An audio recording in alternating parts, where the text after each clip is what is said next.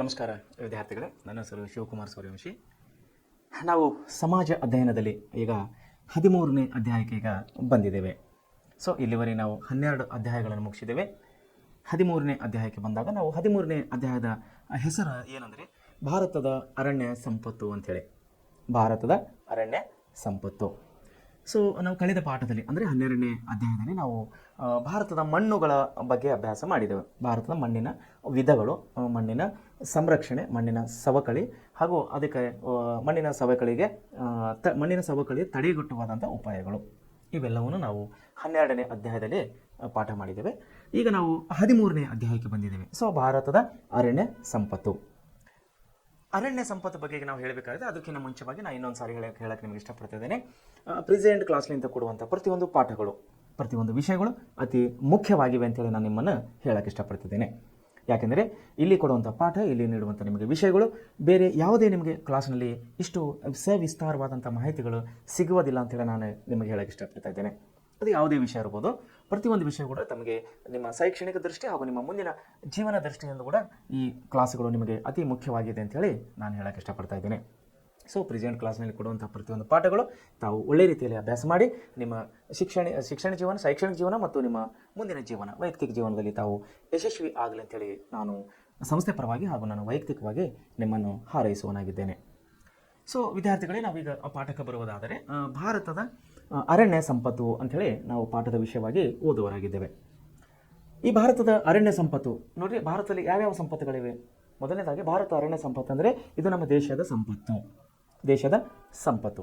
So ಯಾವ್ಯಾವ ಸಂಪತ್ತುಗಳಿವೆ ನಮ್ಮ ಹತ್ರ? ಅರಣ್ಯ ಸಂಪತ್ತಿದೆ, ಜಲ ಸಂಪತ್ತಿದೆ, ಜಲ ಮತ್ತು ಖನಿಜ ಸಂಪತ್ತು ಇದೆ, ಆಮೇಲೆ ಭೂ ಸಂಪತ್ತು ಇದೆ, ಹೌದಲ್ಲ? ಇವೆಲ್ಲ ಏನಂದರೆ ನಮ್ಮ ದೇಶದ ಸಂಪತ್ತುಗಳು. ಇವು ನೈಸರ್ಗಿಕವಾಗಿ ಸಿಗುವಂಥ ಸಂಪರ್ಕಗಳು, ನಿಸರ್ಗದಲ್ಲಿ ದೊರೆಯುವಂಥ ಸಂಪನ್ಮೂಲಗಳು, ಸಂಪತ್ತುಗಳು. ನಾವು ಕಳೆದ ಅಧ್ಯಾಯದಲ್ಲಿ ನೋಡಿದಾಗ ಹಾಗೆ ಮಣ್ಣಿನ ವಿಧಗಳು. ಮಣ್ಣು ನಮಗೆಲ್ಲ ಸಿಗುತ್ತೆ, ಇದು ನಿಸರ್ಗದಲ್ಲಿ ಸಿಗುವಂಥ ಒಂದು ವಸ್ತುವಾಗಿದೆ. ಸೊ ಅದೇ ರೀತಿ ಅರಣ್ಯ ಕೂಡ, ಅರಣ್ಯ ಬಗ್ಗೆ ನಾವೀಗ ಸವಿಸ್ತಾರವಾಗಿ ನಾವು ಅಭ್ಯಾಸ ಮಾಡುವರಾಗಿದ್ದೇವೆ. ಈ ಅಧ್ಯಾಯದಲ್ಲಿ ಕೆಳಗಿನ ಅಂಶಗಳನ್ನು ತಿಳಿಯುತ್ತವೆ. ಏನಂದರೆ, ಒಂದು, ಭಾರತದ ಅರಣ್ಯಗಳ ವಿಧಗಳು. ಅರಣ್ಯಗಳು ಯಾವ ಟೈಪ್, ಎಷ್ಟು ವಿಧಗಳ ನಮ್ಮ ಅರಣ್ಯಗಳಿವೆ, ಅದರಲ್ಲಿ ಮತ್ತು ಹಂಚಿಕೆ ಯಾವ ರೀತಿಯ ಹಂಚಿಕೆ ಆಗಿದೆ. ಆಮೇಲೆ ಅರಣ್ಯಗಳ ಸಂರಕ್ಷಣೆ ಮತ್ತು ಸಂರಕ್ಷಣಾ ವಿಧಾನಗಳು, ಅರಣ್ಯನ ಹೇಗೆ ಸಂರಕ್ಷಣೆ ಮಾಡಬೇಕೆಂಬ ವಿಧಾನಗಳನ್ನು ಓದುವರಾಗಿದ್ದೇವೆ. ಆಮೇಲೆ ವನ್ಯಜೀವಿಗಳು ಅಂದರೆ ಕಾಡಿನಲ್ಲಿ ಬದುಕುವಂಥ ವನ್ಯಜೀವಿಗಳು ಮತ್ತು ರಾಷ್ಟ್ರೀಯ ಉದ್ಯಾನವನಗಳು, ರಾಷ್ಟ್ರೀಯ ಗಾರ್ಡನ್ಸ್, ನ್ಯಾಷನಲ್ ಗಾರ್ಡನ್ಸ್ ಅಂತ ನಾವು ಕರಿತೀವಿ. ಆಮೇಲೆ ಜೀವಗೋಳ ಮೀಸಲು ಪ್ರದೇಶಗಳು. ಸೊ ಇಷ್ಟು ವಿಷಯಗಳ ಬಗ್ಗೆ ಅಂದರೆ 4 ವಿಷಯಗಳ ಬಗ್ಗೆ ನಾವಿಲ್ಲಿ ಅಭ್ಯಾಸ ಮಾಡುವರಾಗಿದ್ದೇವೆ. ಸೊ ವಿದ್ಯಾರ್ಥಿಗಳು, ನಾವು ಮೊದಲನೇದಾಗಿ ನೋಡ್ತಾ ಹೋದಾಗ ಮೊದಲನೇ ಭಾರತದ ಅರಣ್ಯ ವಿಧಗಳು, ಅದು ಮತ್ತು ಅದರ ಹಂಚಿಕೆಗಳು. ವಿಧಗಳು ಮತ್ತು ಅದರ ಹಂಚಿಕೆಗಳು. ಒಂದು ಪ್ರದೇಶದಲ್ಲಿ ಪ್ರಕೃತಿ ದತ್ತವಾಗಿ ಬೆಳೆದಿರುವ ಎಲ್ಲ ಬಗೆಯ ಸಸ್ಯ ಸಮೂಹವನ್ನು ನಾವು ಅರಣ್ಯಗಳು ಅಥವಾ ಸ್ವಾಭಾವಿಕ ಸ್ವರ್ಗವೆಂದು ಕರೆಯುವರಾಗಿದ್ದೇವೆ. ನೋಡಿ, ಅರಣ್ಯ ಅಂದಮೇಲೆ ಬೇಗವಾಗಿ ನಮ್ಮ ತಲೆ ಬರೋ ಯಾವುದು? ಜಮ್ಮು ಕಾಶ್ಮೀರ, ಕೊಡಗು ಜಿಲ್ಲೆ, ಮೈಸೂರು ಜಿಲ್ಲೆ, ಕಾರವಾರ ಜಿಲ್ಲೆ, ಹೌದಲ್ಲ? ಹೇರಳವಾದ ಅರಣ್ಯಗಳು ಕೂಡಿದಂಥ ಒಂದು ಪ್ರದೇಶ ಶಿವಮೊಗ್ಗ ಜಿಲ್ಲೆ. ಅತಿ ಸುಂದರವಾದ ಒಂದು ಪ್ರಾಕೃತಿಕ ಸೊಬಗನ್ನು, ನೈಸರ್ಗಿಕ ಸೊಬಗನ್ನು ನಾವು ಕಾಣಬೇಕಾದ್ರೆ ಮಡಿಕೇರಿ, ಆಮೇಲೆ ಶಿವಮೊಗ್ಗ, ಹಲವು ಜಿಲ್ಲೆಗಳು ನಮ್ಮ ರಾಜ್ಯದಲ್ಲಿ. ದೇಶೀಯವಾಗಿ ನಾವು ನೋಡಬೇಕಾದ್ರೆ ಒಳ್ಳೆಯ ಒಂದು ನೈಸರ್ಗಿಕ ಸಂಪತ್ತು ಅಂದ ತಕ್ಷಣ ನಮ್ಮ ತಲೆಗೆ ಬರೋದು ಜಮ್ಮು ಕಾಶ್ಮೀರ, ಗೋವಾ, ಹೀಗೆ ಬೇರೆ ಬೇರೆ ರಾಜ್ಯಗಳು ನಮ್ಮ ಒಂದು ತಲೆಗೆ ಬರ್ತವೆ. ಸೊ ಇಲ್ಲಿ ಏನು ಕೊಟ್ಟಿದೆ ಸ್ವಾಭಾವಿಕ ಸ್ವರ್ಗ ಅಂತ ಹೇಳಿದ ಕರೆಯೋರಾಗಿದೆ ನಾವು. ಯಾವುದಕ್ಕೆ? ಅರಣ್ಯ ಸಂಪತ್ತಿಗೆ ಸ್ವಾಭಾವಿಕ ಸ್ವರ್ಗ, ಸ್ವಾಭಾವಿಕ ಸ್ವರ್ಗ ಅಂಥೇಳಿ ನಾವು ಇದನ್ನು ಕರೆಯೋರಾಗಿದ್ದೇವೆ. ಇದು ಪ್ರಾಕೃತಿಕ ಪರಿಸರದ ಇತರ ಅಂಶಗಳಾದ ಉಷ್ಣಾಂಶ ಅಂದರೆ ಶೆಕೆ, ಮಳೆ, ಭೂಸ್ವರೂಪ, ಮಣ್ಣುಗಳು ಮುಂತಾದವುಗಳಿಂದ ಹೆಚ್ಚು ಪ್ರಭಾವಿತವಾಗಿರುವುದು. ಭಾರತದ ಅರಣ್ಯ ಸ್ಥಿತಿಗತಿ ಅಂದರೆ ನಮ್ಮ ದೇಶದ ಅರಣ್ಯ ಸ್ಥಿತಿಗತಿ 2021ರ ISFR Indian state of forest report, Indian state of forest report ಪ್ರಕಾರ ನಮ್ಮ ದೇಶದಲ್ಲಿ ಭಾರತವು 7,13,000 ನೋಡಿರಿ, 7,13,000 ಆಮೇಲೆ 789 ಹೆಕ್ಟರ್ ಪ್ರದೇಶಗಳಷ್ಟು ನಾವು ಅರಣ್ಯ ಭೂಮಿಯನ್ನು ಹೊಂದಿದ್ದೇವೆ ಅಂಥೇಳಿ ISFR Indian state of forest ರಿಪೋರ್ಟ್ನಲ್ಲಿ ವರದಿ ಪ್ರಕಾರ ಅಂದರೆ 2021ರ ವರದಿ ಪ್ರಕಾರ ನಮ್ಮ ದೇಶದಲ್ಲಿ 7,13,000 ಹೆಕ್ಟರ್ ಪ್ರದೇಶವನ್ನು ನಾವು ಅರಣ್ಯ ಸಂಪತ್ತು ಹೊಂದಿದ್ದೇವೆ ಅಂಥೇಳಿ ದಾಖಲಾಗಿದೆ. ಒಂದು ಹೆಕ್ಟರ್ ಅಂದರೆ ಏನು? ಒಂದು ಹೆಕ್ಟರ್ ಅಂದರೆ 3 ಎಕರೆ ಕೂಡಿ, 3 ಎಕರೆಗೆ ಕೂಡಿ 3 ಎಕರೆ ಜಮೀನನ್ನು ಕೂಡಿ 1 ಹೆಕ್ಟರ್ ಅಂತೇಳಿ ಕರೆಯವರಾಗಿದ್ದೇವೆ. ಸೊ ಮುಂದೆ ಇದು ಭಾರತದ ಭೌಗೋಳಿಕ ಕ್ಷೇತ್ರದ ಎಷ್ಟಿದೆ ಅಂದರೆ 21.71 ರಾಷ್ಟ್ರ ಆಗಿದೆ. ನಮ್ಮ ದೇಶದ ಭೌಗೋಳಿಕ ಕ್ಷೇತ್ರ ಎಷ್ಟಿದೆಯಲ್ಲ ಅದರಲ್ಲಿ 21%, 21.71% ನಾವು ಅರಣ್ಯ ಕ್ಷೇತ್ರವನ್ನು ಹೊಂದಿದ್ದೇವೆ. ಭಾರತವು ಬಹು ವಿಸ್ತಾರವಾದ ದೇಶವಾಗಿದ್ದು ನೋಡ್ರಿ, ಏಷ್ಯಾ ಖಂಡದಲ್ಲಿ ಅತಿ ವಿಸ್ತಾರವಾದಂತಹ ದೇಶ ಅಂದರೆ ನಮ್ಮ ಭಾರತ ದೇಶ ಏಷ್ಯಾ ಖಂಡದಲ್ಲಿ ವಿವಿಧ ಬಗೆಯ ಪ್ರಾಕೃತಿಕ ಪರಿಸರಗಳಿಂದ ಕೂಡಿದೆ. ಈ ನಮ್ಮ ದೇಶ ಏನಾಗಿದೆ, ವಿವಿಧ ಬಗೆಯ ಪ್ರಾಕೃತಿಕ ಪರಿಸರಗಳಿಂದ ಕೂಡಿದ್ದು. ಇದು ಹೊಂದಿರುವ ಸ್ವಾಭಾವಿಕ ಸಸ್ಯವರ್ಗದ ಅನೇಕ ವಿಧಗಳನ್ನು ನಾವು ಕಾಣುವರಾಗಿದ್ದೇವೆ. ಇವುಗಳನ್ನು 6 ಮುಖ್ಯ ಪ್ರಕಾರಗಳಾಗಿ ವಿಂಗಡಿಸಲಾಗಿದೆ. ಏನಂದರೆ ಅವುಗಳಿಂದ ಒಂದು ನಿತ್ಯ ಹರಿದ್ವರ್ಣ ಅರಣ್ಯಗಳು. ನಿತ್ಯ ಹರಿದ್ವರ್ಣ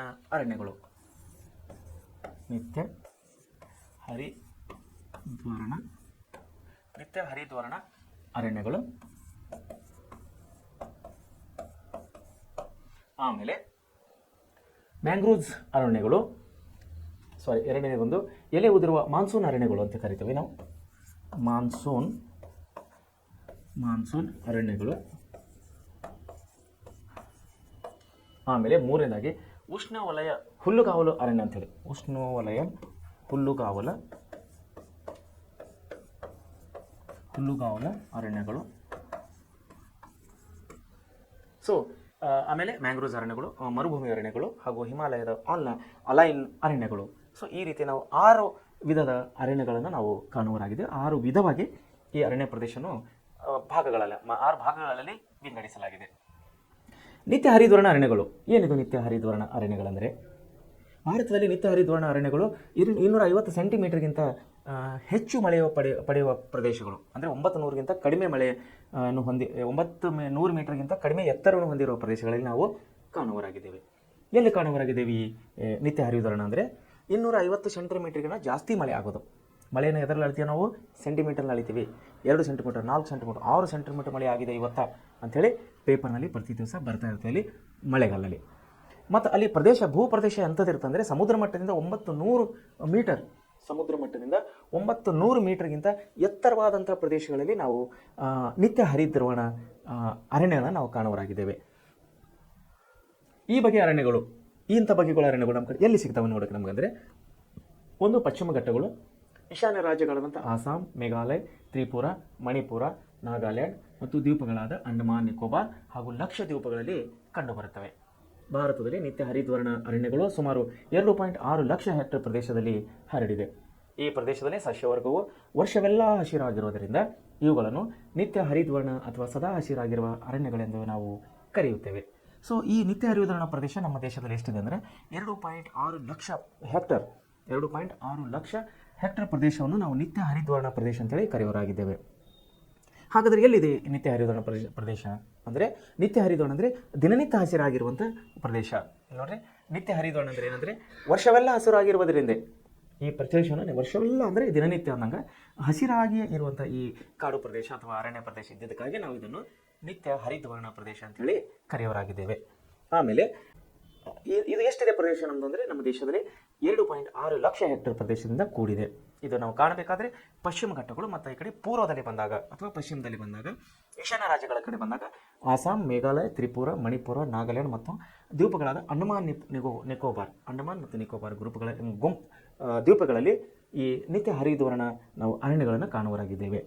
ಆಮೇಲೆ ಎಲೆ ಉದಿರುವ ಮಾನ್ಸೂನ್ ಅರಣ್ಯಗಳು ಎರಡನೇ ಅರಣ್ಯದಲ್ಲಿ ಎರಡನೇ ವಿಧವಾದಂಥ ಅರಣ್ಯ ಅಂದರೆ ಎಲೆ ಉದುರುವ ಮಾನ್ಸೂನ್ ಅರಣ್ಯಗಳು. ಈ ಪ್ರಕಾರ ಅರಣ್ಯಗಳು ಭಾರತದಲ್ಲಿ ಅತಿ ಹೆಚ್ಚು ವಿಸ್ತಾರವಾಗಿ ಹರಡಿವೆ. ಎಲೆ ಉದುರುವ ಮಾನ್ಸೂನ್ ಅರಣ್ಯಗಳು ಇವು 75ರಿಂದ 250 ಸೆಂಟಿಮೀಟರ್ ಬೆಳೆಯುವ ಪ್ರದೇಶಗಳಲ್ಲಿ ವ್ಯಾಪಕವಾಗಿ ವಿಸ್ತರಿಸಿವೆ.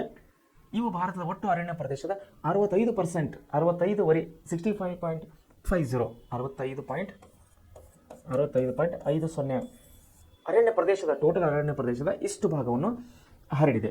ಭಾರತವು ಮಾನ್ಸೂನ್ ವಾಯುಗುಣವನ್ನು ಹೊಂದಿರುವುದರಿಂದ ಈ ಬಗೆಯ ಅರಣ್ಯಗಳು ವ್ಯಾಪಕವಾಗಿ ಹಂಚಿಕೆಯಾಗಿವೆ. ಇವುಗಳು ವರ್ಷದ ನಿರ್ದಿಷ್ಟ ಒಣ ಹಣಿವೆ ಋತುವಿನಲ್ಲಿ ಎಲೆಗಳನ್ನು ಉದುರುವುದು ರೂಢಿಸಿಕೊಂಡಿರುವುದರಿಂದ ಇವುಗಳನ್ನು ಎಲೆ ಉದುರುವ ಮಾನ್ಸೂನ್ ಎಂದು ಕರೆಯಲಾಗಿದೆ. ಸೊ ನಮ್ಮ ದೇಶದಲ್ಲಿರುವಂಥ ಒಟ್ಟು ಅರಣ್ಯ ಪ್ರದೇಶದಲ್ಲಿ 65% ನಿಯರ್ ಬೈ 65% ಹೆಕ್ಟೇರ್ ಪ್ರದೇಶವನ್ನು ನಾವು ಎಲೆ ಉದುರುವ ಮಾನ್ಸೂನ್ ಅರಣ್ಯ ಅಂತೇಳಿ ಕರೆಯುವರಾಗಿದ್ದೇವೆ. ಅಂದರೆ ಇಲ್ಲಿ ಮಳೆ ಏನಪ್ಪ ಅಂದ್ರೆ 75 ಸೆಂಟಿಮೀಟರ್ನಿಂದ 250 ಸೆಂಟಿಮೀಟರ್ನಿಂದ 250 ಸೆಂಟಿಮೀಟರ್ ಒಳಗೆ ಈ ಮಧ್ಯದಲ್ಲಿ ಬೀಳುವಂಥ ಮಳೆ ಪ್ರದೇಶ ಯಾವ್ಯಾವ ಇವೆಲ್ಲ ಅಲ್ಲೆಲ್ಲ ನಾವು ಈ ಎಲೆ ಉದುರುವ ಪ್ರದೇಶ ಅರಣ್ಯ ಪ್ರದೇಶವನ್ನು ನಾವು ಕಾಣುವರಾಗಿದ್ದೇವೆ. ಸೊ ಇದು ಅತಿ ಹೆಚ್ಚಾದಂಥ ಪ್ರದೇಶನ ಹೊಂದಿದೆ. ಯಾಕಂದರೆ ಒಟ್ಟು ಅರಣ್ಯ ಪ್ರದೇಶದ 65.50% ಇದು ಅರಣ್ಯ ಪ್ರದೇಶನ ಹೊಂದಿದೆ. ಸೊ ಹೀಗಾಗಿ ಇದಕ್ಕೆ ಎಲೆ ಉದುರುವ ಮಾನ್ಸೂನ್ ಅರಣ್ಯ ಪ್ರದೇಶ ಅಂತೇಳಿ ನಾವು ಕರೆಯುವರಾಗಿದ್ದೇವೆ. ಆಮೇಲೆ ಉಷ್ಣವಲಯ ಹುಲ್ಲುಗಾವಲು ಅರಣ್ಯಗಳು. ಉಷ್ಣವಲಯದ ಹುಲ್ಲುಗಾವಲು ಅರಣ್ಯಗಳು ಭಾರತದಲ್ಲಿ 60ರಿಂದ 75 ಸೆಂಟಿಮೀಟರ್ ಮಳೆ ಪಡೆಯುವ ಪ್ರದೇಶಗಳು. ನಮ್ಮ ದೇಶದಲ್ಲಿ 65% ಮಳೆ ಸೆಂಟಿಮೀಟರ್ ಮಳೆ ಬೀಳುವ ಪ್ರದೇಶಗಳಿವೆಲ್ಲ ಅವುಗಳನ್ನು ನಾವು ಏನು ಕರೆಯುವರಾಗಿದ್ದು ಅಂದರೆ ಉಷ್ಣವಲಯ ಹುಲ್ಲುಗಾವಲು ಪ್ರದೇಶ ಅಥವಾ ಅರಣ್ಯಗಳು ಅಂತೇಳಿ ನಾವು ಇಲ್ಲಿ ಕರೆಯುವರಾಗಿದ್ದೇವೆ. ಸೊ ಎಲ್ಲಿದೆ ಈ ಉಷ್ಣವಲಯ ಪ್ರದೇಶ ಅಂದರೆ ನಾವು ನೋಡುವುದಾದರೆ ಈ ವಲಯಗಳಲ್ಲಿ ಎತ್ತರವಾದ ಹುಲ್ಲು ಹಾಗೂ ವಿರಳವಾಗಿ ಅಲ್ಲಲ್ಲಿ ಕುರುಚಲ ಜಾತಿಯ ಸಸ್ಯವರ್ಗಗಳನ್ನು ನಾವು ಕಾಣಬಹುದು. ದಖನ್ ಪ್ರಸ್ಥಭೂಮಿ ಕೇಂದ್ರ ಭಾಗ, ಅರಾವಳಿ ಬೆಟ್ಟಗಳ ಪಶ್ಚಿಮದಲ್ಲಿ ಥಾರ್ ಮರುಭೂಮಿಯ ಅಂಚಿನ ವಲಯಗಳು ಈ ಬಗೆಯ ಸ್ವರ್ಗಗಳನ್ನು ಹೊಂದಿವೆ. ಬಬೂಲ್, ಶೀಶಮ್, ಸಭಾಯ್ ಹುಲ್ಲು ಇತ್ಯಾದಿ ಹುಲ್ಲು ಇಲ್ಲಿ ಬೆಳೆಯುತ್ತಾರೆ. ಸೊ ವಿದ್ಯಾರ್ಥಿಗಳಿಗೆ ತಾವು ವಿಷಯನ ನೆನಪಿಟ್ಕೋಬೇಕು. ಏಕೆಂದರೆ ಏನಾಗುತ್ತದೆ ಅಂದರೆ ಯಾವುದು ಇದು ಉಷ್ಣವಲಯದ ಹುಲ್ಲುಗಾವಲು ಎಲ್ಲಿ ಬೆಳೀತದೆ ಇದು? ಭಾರತದಲ್ಲಿ ಮಳೆ ಎಷ್ಟು ಕಡೆ ಅಂದರೆ 60ರಿಂದ 75% ಮಳೆ, 65ರಿಂದ 70% ಸೆಂಟಿಮೀಟರ್ ಮಳೆ ಬೀಳುವಂಥ ಒಂದು ಪ್ರದೇಶಗಳನ್ನು ನಾವು ಉಷ್ಣವಲಯ ಹುಲ್ಲುಗಾವಲು ಅರಣ್ಯ ಅಂತೇಳಿ ನಾವು ಇಲ್ಲಿ ಕರೆಯರಾಗಿದ್ದೇವೆ. ಸೊ ಎಲ್ಲಿ ಬೀಳುತ್ತೆ ಇದು ಅಂದಮೇಲೆ ದಖನ್ ಪ್ರಸ್ಥಭೂಮಿ ಕೇಂದ್ರ ಭಾಗ ಅಂದರೆ ನಾವು ಸೌತ್ನಲ್ಲಿ ದಖನ್ ಪ್ರಸ್ಥಭೂಮಿಯ ಕೆಲವು ಭಾಗಗಳು, ಅದರಲ್ಲಿ ಅರಾವಳಿ ಬೆಟ್ಟಗಳ ಮಧ್ಯದಲ್ಲಿ ಪಶ್ಚಿಮದಲ್ಲಿರುವ ಥಾರ್ ಮರುಭೂಮಿ ಪ್ರದೇಶ ಅಂಚಿನ ವಲಯಗಳು. ಥಾರ್ ಮರುಭೂಮಿ ಪ್ರದೇಶ ಎಲ್ಲಿದೆ? ನಮಗೆ ರಾಜಸ್ಥಾನ. ಈ ಥಾರ್ ಮರುಭೂಮಿ ಪ್ರದೇಶದ ಬಗ್ಗೆ ನಾವು ಪದೇ ಅಂದರೆ 2-3 ಪಾಠಗಳಿಂದ ಈ ಪ್ರದೇಶದ ಹೆಸರು ಉಲ್ಲೇಖ ಆಗ್ತಾ ಇದೆ. ಆ ವಿಷಯಕ್ಕೆ ತಕ್ಕ ಹಾಗೆ ಈ ವಿಷಯನ ರಿಪೀಟ್ ಬರ್ತಾ ಇದೆ, ಅಂದರೆ ಪುನಃ ಬರ್ತಾ ಇದೆ. ಯಾವುದು? ಥಾರ್ ಮರುಭೂಮಿ ಪ್ರದೇಶ. ಸೊ ಉಷ್ಣವಲಯ ಹುಲ್ಲುಗಾವಲು ಅಂದಿದ ತಕ್ಷಣ ಇಲ್ಲಿ ಕೂಡ ಉಷ್ಣವಲಯ ಅಂದರೆ ಯಾಕಂದರೆ ಅಲ್ಲಿ ಮಳೆ ಕಡಿಮೆ ಬೀಳುತ್ತೆ ನೋಡಿರಿ, 60ರಿಂದ 75 ಸೆಂಟಿಮೀಟರ್ ಅಷ್ಟೇ ಮಳೆ ಬೀಳುತ್ತೆ ವರ್ಷಕ್ಕೆ ಸರಾಸರಿ. ಸೊ ಆದ್ದರಿಂದ ಈ ಭಾಗವನ್ನು ನಾವು ದಖನ್ ಪ್ರಸ್ಥಭೂಮಿ ಕಡೆ, ಅರವಳಿ ಬೆಟ್ಟ ಕಡೆ ಮತ್ತು ಥಾರ್ ಮರುಭೂಮಿ ಅಂಚಿನ ವಲಯಗಳಲ್ಲಿ ಈ ಹುಲ್ಲುಗಾವಲು ಅರಣ್ಯವನ್ನು ನಾವು ಕಾಣುವರಾಗಿದ್ದೇವೆ. ಸೊ ಮ್ಯಾಂಗ್ರೋವ್ ಅರಣ್ಯಗಳು ತೀರ ಪ್ರದೇಶದ ತಗ್ಗು ವಲಯಗಳು. ನೋಡ್ರಿ, ತೀರ ಪ್ರದೇಶದ ತಗ್ಗು ವಲಯಗಳು ಸಮುದ್ರ ಉಬ್ಬರದ ಕಾಲದಲ್ಲಿ, ನೋಡಿ ತೀರ ಪ್ರದೇಶದ ತಗ್ಗು ವಲಯಗಳು. ಆಮೇಲೆ ಸಮುದ್ರದ ಅಬ್ಬರದ ಕಾಲದಲ್ಲಿ, ಅಬ್ಬರ ಅಂದ್ರೇನು? ಸಮುದ್ರನು ಉಕ್ಕುವುದಕ್ಕೆ ನಾವು ಅಬ್ಬರ ಅಂತ ಕರಿತೀವಿ, ಸಮುದ್ರದ ಅಬ್ಬರ ಅಂತ ಕರಿತೀವಿ. ಸಮುದ್ರ ಉಕ್ಕುತ್ತದೆ ನೋಡ್ರಿ ನೀವು. ಆಗ ಸಮುದ್ರ ಹೇಗೆ ಹೋಗ್ತದೆ ನೋಡಿರಿ ಎಲ್ಲಾರ? ಇಲ್ಲ, ಒಂದು ವೇಳೆ ತಮಗೆ ಮಾಹಿತಿ ಇದ್ದರೆ ಓಕೆ, ಇಲ್ಲ ಅಂದರೆ ತಾವು ವಿಷಯ ನೆನಪಿನಲ್ಲಿ ಇಟ್ಟುಕೊಡ್ಬೇಕು. ಸಮುದ್ರ ಉಬ್ಬರ ಅಂದರೆ ಸಮುದ್ರದಲ್ಲಿ ನೀರಿನ ಅಲೆಗಳು ಬರ್ತಿರ್ತಾವೆ, ಒಂದರಾದ್ಮೇಲೆ ಒಂದು ದೊಡ್ಡ ನಾನು ಹೋಗಿದ್ದೆ ಗೋವಾನಲ್ಲಿ, ಅರಬ್ಬಿ ಸಮುದ್ರ, ಅಲ್ಲಿ ನಾವು ಸಮುದ್ರದಲ್ಲಿ ಈಜಾಡಿದ್ದೀವಿ ಬೀಚ್ನಲ್ಲಿ. ಒಂದೊಂದು ಅಲೆಗಳು ಎಷ್ಟಿರ್ತಾವೆ ಅಂದರೆ ಸುಮಾರು 10ರಿಂದ 12 ಫೂಟ್, 6-8 ಫೂಟ್ ಮಿನಿಮಮ್, ಅದು 6-8 ಅಡಿಗಳು ಮಿನಿಮಮ್. ಒಂದೊಂದು ಸಣ್ಣ ಅಲೆಗಳು, ದೊಡ್ಡದಾದ ಅಲೆಗಳು ಯಾವಾಗ ಬರ್ತಾವಲ್ಲ ಅದು 10ರಿಂದ 12 ಫೂಟ್. ಅಂದರೆ ನಮ್ಮದು 2 ಪಟ್ಟು. ಉದಾಹರಣೆಗೆ ನಾನೀಗ 6 ಫೂಟ್ ಇದ್ದೇನೆ ಅಂದರೆ ನನ್ನ 2 ಪಟ್ಟು ಉದ್ದವಾದಂಥ ಎತ್ತರವಾದಂಥ ಅಲೆಗಳು ಬರ್ತವೆ, ಸಮುದ್ರದ ಅಲೆಗಳು. ಅದನ್ನು ಇದು ಕರಿತೇವೆ ನಾವು, ಏನಂತ ಕರಿತೇವೋ? ಉಬ್ಬರ ಅಂತ ಕರಿತೇವೆ, ಸಮುದ್ರದ ಉಬ್ಬರ ಅಂತ ಕರಿತೇವೆ. ಈ ಸಮುದ್ರ ಉಬ್ಬರಗಳು ನಾವು ಎಲ್ಲೆಲ್ಲ ಕಾಣ್ತಾ ಇದ್ದೀವಿ ಅಂದರೆ ತೀರ ಪ್ರದೇಶಗಳು, ಅಂದರೆ ಸಮುದ್ರ ತೀರದ ಪ್ರದೇಶಗಳು. ಸಮುದ್ರ ತೀರದ ಪ್ರದೇಶ ಅಂದರೆ ಕರಾವಳಿ ಪ್ರದೇಶ ಅಂತೇಳಿ ನಾವು ಅದರ ಇನ್ನೊಂದು ಹೆಸರು ಕರಾವಳಿ ಪ್ರದೇಶ ಅಂತೇಳಿ ಕರೆಯುವರಾಗಿದ್ದೇವೆ. ಕರಾವಳಿ ಪ್ರದೇಶ ಎಲ್ಲೆಲ್ಲಿ ಬರ್ತಾ ಇದೆ? ಸಮುದ್ರದ ತಡೆಗೆ, ಅಂದರೆ ಈ ಕಡೆ ಅರಬ್ಬಿ ಸಮುದ್ರ, ಕೆಳಗೆ ಹಿಂದೂ ಮಹಾಸಾಗರ, ಮತ್ತು ಈ ಕಡೆ ನಾವು ರೈಟ್ ಸೈಡಿಗೆ ಅಂದರೆ ಪೂರ್ವ ಇದು ಕಡೆ ಬಂದಾಗ, ಬಂಗಾಳಕೊಲ್ಲಿ ಕಡೆ ಬಂದಾಗ, ಪಶ್ಚಿಮ ಬಂಗಾಳ ಕಡೆ ಬಂದಾಗ ಆಂಧ್ರ ಪ್ರದೇಶ, ಈ ಕಡೆ ನಾವು ಬಂಗಾಳಕೊಲ್ಲಿ ಕಾಣ್ತದೆ. ಸೊ ಬಂಗಾಳಕೊಲ್ಲಿ, ಅರಬ್ಬಿ ಸಮುದ್ರ ಮತ್ತು ಹಿಂದೂ ಮಹಾಸಾಗರ, ಈ 3 ಸಮುದ್ರಗಳ ಏನು ಬಾರ್ಡರ್ ಇದೆ, ಕರಾವಳಿ ತೀರ ಇದೆಯಲ್ಲ, ಅಲ್ಲೆಲ್ಲ ನಾವು ಸಮುದ್ರದ ಉಬ್ಬರಗಳು, ಸಮುದ್ರದ ಅಲೆಗಳನ್ನು ಕಾಣುವರಾಗಿದ್ದೇವೆ. ಆಮೇಲೆ ಕಾಲದಲ್ಲಿ ನೀರಿನಿಂದ ಆವರಿಸಲ್ಪಟ್ಟಿರ್ತದೆ. ಯಾವಾಗ್ರಿ ಸಮುದ್ರದ ಅಬ್ಬರ ಹೆಂಗಿರ್ತದೆ ಅಂದರೆ ಅಬ್ಬರದ ಕಾಲದಲ್ಲಿ ನೀರಿನಿಂದ ಆವರಿಸಲ್ಪಟ್ಟಿರ್ತದೆ, ಫುಲ್ ನೀರಿರ್ತದೆ. ಈ ಕಾಡುಗಳು ಇಂತಹ ನದಿ ಮುಖಜ ಭೂಮಿಗಳು ಮತ್ತು ನದಿ ಅಳಿವೆಗಳ ತಗ್ಗು ಪ್ರದೇಶಗಳಲ್ಲಿ ಕಂಡುಬರುತ್ತವೆ. ಗಂಗಾ ನದಿ, ಮಹಾನದಿ, ಗೋದಾವರಿ, ಕೃಷ್ಣಾ ನದಿ ಆಮೇಲೆ ಮುಖಜ ಭೂಮಿಯಲ್ಲಿ ಕಂಡುಬರುತ್ತವೆ. ಗಂಗಾ ನದಿಯ ಖನಿಜ ಭೂಮಿಯಲ್ಲಿ ಏನಾಗುತ್ತದೆ? ಇಲ್ಲಿ ಸುಂದರಿ ಮರಗಳು ಹೇರಳವಾಗಿ ಇರುವುದರಿಂದ, ಸುಂದರಿ ಮರಗಳು ಹೇರಳವಾಗಿ ಇರುವುದರಿಂದ ಈ ಪ್ರದೇಶವನ್ನು ನಾವು ಸುಂದರ್ ಬನ್ ಎಂದು ಕರೆಯುವರಾಗಿದ್ದೇವೆ. ಸುಂದರ್ ಬನ್. ಈ ಅರಣ್ಯ ಕ್ಷೇತ್ರಗಳ ಕ್ಷೇತ್ರ ವ್ಯಾಪ್ತಿ ಎಷ್ಟಿದೆ ನಮ್ಮ ದೇಶದಲ್ಲಿ ಅಂದರೆ 4992 ಚದುರು ಕಿಲೋಮೀಟರ್ಗಳಷ್ಟಿದೆ. 4992 ಚದುರು ಕಿಲೋಮೀಟರ್ ಸುಂದರ್ಬನ್ ಅರಣ್ಯ ಪ್ರದೇಶವನ್ನು ಕೂಡಿದೆ. ಸೊ ಸುಂದರ್ಬನ್ ಅಂದರೆ ತಮಗೆ ಗೊತ್ತಾಗಬೇಕು. ಈ ಪ್ರಶ್ನೆ ಸುಂದರ್ಬನ್ ಶಬ್ದವು ವಿಷಯವು ಪರೀಕ್ಷೆಯ ದೃಷ್ಟಿಯಿಂದ ಹಾಗೂ ನಿಮ್ಮ ಮುಂದಿನ ವಿದ್ಯಾಭ್ಯಾಸ ವೈಯಕ್ತಿಕ ಜೀವನದ ವಿಷಯವಾಗಿ ಕೂಡ ಈ ಸುಂದರ್ಬನ್ ಅಂತ ಶಬ್ದವು ಅತಿ ಮುಖ್ಯವಾಗಿದೆ ಅಂತ ನಾನು ಹೇಳಕ್ಕೆ ಇಷ್ಟಪಡ್ತಾ ಇದ್ದೇನೆ. ಯಾರಾದರೂ ಕೇಳ್ಬೋದು ನಿಮಗೆ ಸುಂದರ್ಬನ್ ಅರಣ್ಯಗಳು ಎಲ್ಲಿದೆಪ್ಪ ಅಂತ ಯಾರಾದರೂ ಕೇಳ್ಬೋದು. ನಿಮಗೆ ಸ್ಕೂಲಿಗೆ ಹೋಗ್ತೀರಿ, ಕಾಲೇಜ್ ಹೋಗ್ತಿರೋದ್ಮೇಲೆ ನಿಮ್ಮನ್ನು ಕೇಳ್ತಾರೆ. ಸೊ ಈ ವಿಷಯ ತಾವು ನೆನಪಿಲ್ಲ ಇಟ್ಟುಕೋಬೇಕು. ಸುಂದರ್ಬನ್ ಅದು ಗಂಗಾ ನದಿಯ ಮುಖಜ ಭೂಮಿಯಲ್ಲಿ, ಸುಂದರ್ಬನ್ ಪ್ರದೇಶಗಳು ಎಲ್ಲಿದೆ? ಗಂಗಾ ನದಿಯ ಇಲ್ಲಿ ಮುಖಜ ಭೂಮಿಯಲ್ಲಿ ಸುಂದರಿ ಮರಗಳು ಅಂದರೆ ಸುಂದರವಾದಂಥ ಮರಗಳು ಅಲ್ಲಿ ಹೇರಳವಾಗಿರೋದ್ರಿಂದ ಆ ಪ್ರದೇಶವನ್ನು ನಾವು ಸುಂದರ್ಬನ್ ಎಂದು ಕರೆಯುವರಾಗಿದ್ದೇವೆ. ಈ ಕ್ಷೇತ್ರ ಅಂದರೆ ಈ ಅರಣ್ಯ ಕ್ಷೇತ್ರ ಭಾಗ ಎಷ್ಟಿದೆ ನಮ್ಮ ದೇಶದಲ್ಲಿ? ಎಷ್ಟು ಭಾಗ ಇದೆ ಅಂದರೆ ಅದು 4992 ಚದುರು ಕಿಲೋಮೀಟರ್ ಅಷ್ಟಿದೆ. ಅಂದರೆ ನಿಯರ್ ಬೈ 5000 ಚದುರು ಕಿಲೋಮೀಟರ್ ಸುಂದರ್ಬನ್ ಅರಣ್ಯವನ್ನು ನಮ್ಮ ದೇಶ ಕೂಡಿದೆ. ಆಮೇಲೆ ಭಾರತದ ಸ್ವಾಭಾವಿಕ ಸಸ್ಯವರ್ಗಗಳು ನೋಡಿ, ಇಲ್ಲಿ ಭಾರತದ ನಮ್ಮ ಭೂಪಟವನ್ನು ಕೊಡಲಾಗಿದೆ. ಎಂಥ ಭೂಪಟ ಕೊಡಲಾಗಿದೆ ಅಂದರೆ ಅರಣ್ಯ ಪ್ರದೇಶಗಳು ಎಲ್ಲೆಲ್ಲಿ ಎಷ್ಟೆಷ್ಟಿದೆ ಅನ್ನೋದ್ರ ಬಗ್ಗೆ ಇಲ್ಲಿ ಕೊಟ್ಟಿದ್ದಾರೆ, ತಾವು ನೋಡ್ಬೋದು.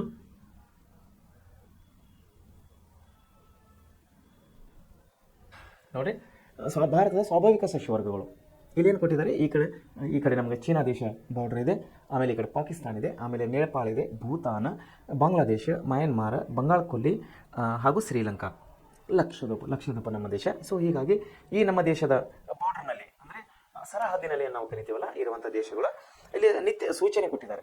ನಿತ್ಯ ಅರಣ್ಯ ಅಂದರೆ ಸಿಂಗಲ್ ಗೀತೆಗಳಿದೆ, ಸಿಂಗಲ್ ಗೀತೆಗಳು ಕಡಿಯಾಗಿನವಲ್ಲ ಈ ಟೈಪ್ ಏನಿದೆಯಲ್ಲ ಇದನ್ನು ನಿತ್ಯ ಹರಿದ್ವರ್ಣ ಅರಣ್ಯಗಳಂತ ಕರಿತಾರೆ. ಸೊ ಕಡಿಗಳು ಎಲ್ಲೆಲ್ಲಿದೆ ನೋಡ್ರಿ, ಈ ಕಡೆ ಇದೆ ನಿತ್ಯ ಹರಿತ ಅರಣ್ಯಗಳು. ಆಮೇಲೆ ತಾವು ಇದು ಮಾಡ್ಬೋದಿಲ್ಲ ನೋಡ್ರಿ, ನಿತ್ಯ ಹರಿದ್ವರ್ಣ ಇಲ್ಲಿ ಬರ್ತಾ ಇದೆ, ನಿತ್ಯ ಹರಿದ್ವರ್ಣ. ಈ ಕಡಿ ಗೀತೆಗಳೇನೋ ಇಲ್ಲಿ ನಿತ್ಯ ಹರಿದ್ವರ್ಣ ಪ್ರದೇಶಗಳಿದೆ. ಆಮೇಲೆ ಈ ಕಡೆ ಮೇಲುಗಡೆ ಸ್ವಲ್ಪ, ಆಮೇಲೆ ಈ ಕಡೆ ಬಾಂಗ್ಲಾದೇಶ ಬಾರ್ಡರ್ ಈ ಕಡೆ ಕೂಡ ನಿತ್ಯ ಹರಿದ್ವರ್ಣ ಪ್ರದೇಶ ನಾವು ಕಾಣುವರಾಗಿದ್ದೇವೆ. ಆಮೇಲೆ ಎಲೆ ಉದುರಿಸುವ ಮಾನ್ಸೂನ್ ಸಸ್ಯವರ್ಗ ಅಂದರೆ ಎರಡನೇ ಸಸ್ಯವರ್ಗ, ಅದು ಈ ರೀತಿ ಅಂದರೆ ಅಡ್ಡಲಾಗಿ ಬರುವಂಥ, ಈ ನೋಡಿ ಅಡ್ಡಲಾಗಿ ಇವೇನು ಗೀತೆಗಳವಲ್ಲ, ಇದು ಎಲೆ ಉದುರುವಂಥ ಸಸ್ಯ. ಇದು ಈ ಅಡ್ಡಲಾಗಿನದಲ್ಲ, ಇದು ಭಾಳಷ್ಟು ನೋಡಿ ಎಷ್ಟಿದೆ, ಇದು ಸುಮಾರು ಪ್ರದೇಶ ಅಂದರೆ ಎರಡನೇ ಒಂದು ಭಾಗ ಎಲೆ ಉದುರುವ ಮಾನ್ಸೂನ್ ಸಸ್ಯವರ್ಗ. ಮೂರನೇದಾಗಿ ಉಷ್ಣವಲಯ ಹುಲ್ಲುಗಾವಲು, ಇದು ನಾವು ಥಾರ್ ಮರುಭೂಮಿ ಪ್ರದೇಶದ ಹತ್ತಿರ ಅಂತ ಕರಿತೀವಲ್ಲ, ಇಲ್ಲ ಐತೆ ನೋಡಿ, ಇದು ರಾಜಸ್ಥಾನ್ ಇದೇನದ ಮಧ್ಯದಲ್ಲಿ, ಇದನ್ನು ನಾವು ಥಾರ್ ಮರುಭೂಮಿ ಪ್ರದೇಶ ಅಂತ ಕರೆಯೋರಾಗಿದ್ದೇವೆ. ಆಮೇಲೆ ಚುಕ್ಕಿ ಸಣ್ಣ ಚುಕ್ಕಿಗಳು, ಇದು ಮರುಭೂಮಿ ಸಸ್ಯವರ್ಗ. ಎಲ್ಲಿದೆ ಮರುಭೂಮಿ ಸಸ್ಯವರ್ಗ? ಇಲ್ಲಿದೆ ನೋಡ್ರಿ ಮೇಲೆ, ಇದು ಪಾಕಿಸ್ತಾನ ಬಾರ್ಡರ್ ಅಥವಾ ರಾಜಸ್ಥಾನ ಪಂಜಾಬ್ ನಿಯರ್ ಹತ್ತಿರ ಥಾರ್ ಮರುಭೂಮಿ ಪ್ರದೇಶ ಇಲ್ಲಿದೆ. ಆಮೇಲೆ ಮ್ಯಾಂಗ್ರೋವ್ ಸಸ್ಯವರ್ಗಗಳು, ಎಲ್ಲಿದೆ? ಇಲ್ಲಿ ಸ್ವಲ್ಪ ಇದೆ, ಆಮೇಲೆ ಇಲ್ಲಿ ಸ್ವಲ್ಪ ಇದೆ. ಆಮೇಲೆ ಹಿಮಾಲಯದ ಅಲೈನ್ಸ್ ಸಸ್ಯವರ್ಗಗಳು, ಹಿಮಾಲಯದ ಅಲೈನ್ಸ್ ಅಂದರೆ ಹಿಂಗೆ ಅಡ್ಡಗೀತೆಗಳಿದೆ, ಅಡ್ಡಗೀತೆಯಲ್ಲಿದೆ ಇಲ್ಲಿ ಐತೆ ನೋಡ್ರಿ, ಇಲ್ಲಿ ಮೇಲುಗಡೆ, ಆಮೇಲೆ ಇಲ್ಲಿ ಸ್ವಲ್ಪ ಇದೆ ಭೂತಾನ್ ಬಾರ್ಡರ್ಗೆ, ಆಮೇಲೆ ಜಮ್ಮು ಕಾಶ್ಮೀರನಲ್ಲಿ ನಮ್ಗೆ ಏನಿದೆಯಲ್ಲ ಇದು ಹಿಮಾಲಯದ ಆನ್ಲೈನ್ ಸಸ್ಯವರ್ಗ ಅಂತೇಳಿ ನಾವು ಅದಕ್ಕೆ ಕರೆಯೋರಾಗಿದ್ದೇವೆ. ಮುಂದೆ ನಾವು ಈ ಪಾಠಕ್ಕೆ ಹೋಗೋದ್ರಾಗಲೇ ನಾವು ಐದನೇ ಅರಣ್ಯ ಮರುಭೂಮಿ ಎಂಥದಿದೆ ಅಂದರೆ, ಈ ಅರಣ್ಯಗಳು ಸಾಮಾನ್ಯವಾಗಿ ವಾರ್ಷಿಕ 50 ಸೆಂಟಿಮೀಟರ್ಗಂತೂ ಕಡಿಮೆ ಮಳೆ ಬೀಳುವಂಥ ಪ್ರದೇಶಗಳಲ್ಲಿ ನಾವು ಕಾಣುವರಾಗಿದ್ದೇವೆ. ಎಂಥ ಅರಣ್ಯ ಪ್ರದೇಶಗಳನ್ನು ಕಾಣುವರಾಗಿದೆ ನಾವು? ಐದನೇ ಒಂದು ಅಂಶವನ್ನು ನೋಡಿದಾಗ ಮರುಭೂಮಿ ಅರಣ್ಯಗಳು, ಅದರ ಹೆಸರೇ ಸೂಚಿಸುವ ಹಾಗೆ ಮರುಭೂಮಿ ಅರಣ್ಯಗಳು. ಸೊ ಏನಾಗ್ತದೆ, ಮರುಭೂಮಿ ಅರಣ್ಯಗಳು ಏನೋ ಸಾಮಾನ್ಯವಾಗಿ ವಾರ್ಷಿಕ 50 ಸೆಂಟಿಮೀಟರ್ಗಿಂತಲೂ ಕಡಿಮೆ ಮಳೆ ಬೀಳುವಂಥ ಪ್ರದೇಶಗಳಾಗಿವೆ. ಕಡಿಮೆ ಮಳೆ ಬೀಳುವ ಪ್ರದೇಶಗಳಲ್ಲಿ ಕಂಡು ಬರ್ತವೆ. ರಾಜಸ್ಥಾನದ ಥಾರ್ ಮರುಭೂಮಿ, ನಾವು ಯಾಕಂದರೆ ಅಲ್ಲಿ ಮರುಭೂಮಿ ಇದೆ, ಉಸ್ಕು ಜಾಸ್ತಿ ಇದೆ, ಮಳೆ ಕಡಿಮೆ ಬೀಳ್ತದೆ. ಇಡೀ ನಮ್ಮ ದೇಶದಲ್ಲಿ ಕಡಿಮೆ ಮಳೆ ಬೀಳುವಂಥ ಪ್ರದೇಶ ಯಾವುದದು? ಥಾರ್ ಮರುಭೂಮಿ ಪ್ರದೇಶ. ಆಮೇಲೆ ಅದಕ್ಕೆ ಹೊಂದಿಕೊಂಡಂಥ ಪಂಜಾಬ್, ಥಾರ್ ಮರುಭೂಮಿ ಪ್ರದೇಶಕ್ಕೆ ಹೊಂದಿಕೊಂಡಂತಂದರೆ ಅದರ ಅಕ್ಕಪಕ್ಕದಲ್ಲಿರುವಂತಹ ಪಂಜಾಬ್, ಹರಿಯಾಣ, ಗುಜರಾತ್ ರಾಜ್ಯಗಳ ಕೆಲವು ಭಾಗಗಳಲ್ಲಿ, ಗುಜರಾತ್ ರಾಜ್ಯದ ಕೆಲವು ಭಾಗಗಳಲ್ಲಿ ಈ ಅರಣ್ಯ ಪ್ರದೇಶಗಳಿವೆ. ಈ ಸಸ್ಯವರ್ಗಗಳು ಆಳವಾಗಿ ಬೇರುಗಳನ್ನು ಹೊಂದಿದ್ದು, ಕುರುಚುಲ ಜಾತಿಯ ಅಂದರೆ ಆ ಒಂದು ಜಾತಿ, ಅದು ಅರಣ್ಯಗಳಲ್ಲಿ ಅದು ಒಂದು ಜಾತಿ, ಗಿಡಗಳಲ್ಲಿ ಅದೊಂದು ಜಾತಿಯ ಅದೊಂದು ತಳಿಯ ಗಿಡ. ಕುರುಚುಲ ಜಾತಿಯ ಸಸ್ಯವರ್ಗಗಳು ಮತ್ತು ಮುಳ್ಳುಕಂಟಿಗಳಿಂದ ಕೂಡಿರ್ತದೆ. ಇದನ್ನು ನಾವು ಯಾಕಂದರೆ ಇದು ಇರೋದೇ ಅರಣ್ಯದಲ್ಲಿ, ಅಲ್ಲಿ ಯಾರೂ ಜನರು ಹೋಗೋದಿಲ್ಲ, ಯಾರು ಜನರು ಹೋಗೋದಿಲ್ಲ, ಯಾರು ಅದು ಮುಳ್ಳು ಕಂಟಿಗೆ ಯಾರು ಬಳಸೋದಿಲ್ಲ. ಅದು ಮುಳ್ಳಿನಿಂದ ಕೂಡಿದ್ದಕ್ಕಾಗಿ ಅದನ್ನು ನಾವು ಮರುಭೂಮಿ ಪ್ರದೇಶಗಳಲ್ಲಿ ಕಾಣುವರಾಗಿದ್ದೇವೆ. ಆಮೇಲೆ ಹಿಮಾಲಯದ ಅಲ್ಫೈನ್ ಮರಳುಗಳು, ಅಲ್ಫೈನ್ ಅರಣ್ಯಗಳು, ಹಿಮಾಲಯದ ಅಲ್ಫೈನ್ ಅರಣ್ಯಗಳು. ಒಂದು ಚಟುವಟಿಕೆ ಕೊಟ್ಟಿದ್ದಾರೆ ಏನೇನು ಸರ್ಕಾರದವರು, ನಿಮ್ಮ ಊರಿನ ಸುತ್ತ ಇದ್ದಂಥ ಮರಗಳ ತೋಪುಗಳು, ನಿಮ್ಮ ಊರಿನ ಸುತ್ತ ಇದ್ದಂಥ ಮರಗಳ ತೋಪು ಮತ್ತು ಪರಿಸರದ ಬಗ್ಗೆ ನಿಮ್ಮ ಹಿರಿಯರಿಂದ ಮಾಹಿತಿ ಪಡೆದು ಇಂದು ಇಲ್ಲಿ ಆಗಿರೋ ಬದಲಾವಣೆಗಳು ತಾವು ಗಮನಿಸಬೇಕಂತ ಹೇಳಿ ಇಲ್ಲಿ ಚಟುವಟಿಕೆಯನ್ನು ಕೊಟ್ಟಿದ್ದಾರೆ. ಆರನೇದ ಹಿಮಾಲಯದ ಅಲ್ಫೈನ್ ಅರಣ್ಯಗಳು ಎಲ್ಲಿ ಕಾಣುವರಾಗಿದೆ ನಾವು ಇದಂದರೆ, ಹಿಮಾಲಯದ ಪರ್ವತಗಳಲ್ಲಿ ವಿವಿಧ ಬಗೆಯ ಅರಣ್ಯಗಳನ್ನು ನಾವು ಕಂಡುಬರುತ್ತವೆ. ಹಿಮಾಲಯದ ಪರ್ವತಗಳಲ್ಲಿ ವಿವಿಧ ಬಗೆಯ ಅರಣ್ಯಗಳು ಕಂಡುಬರುತ್ತವೆ.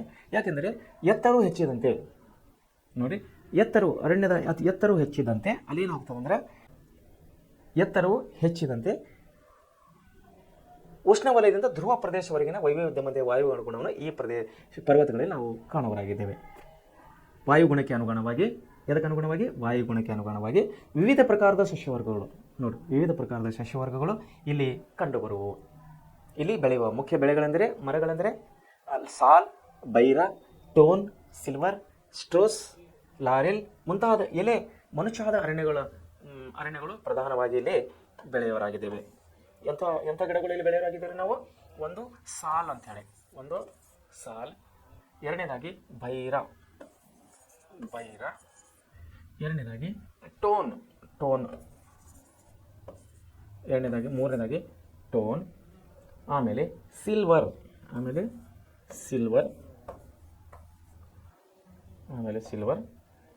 ಆಮೇಲೆ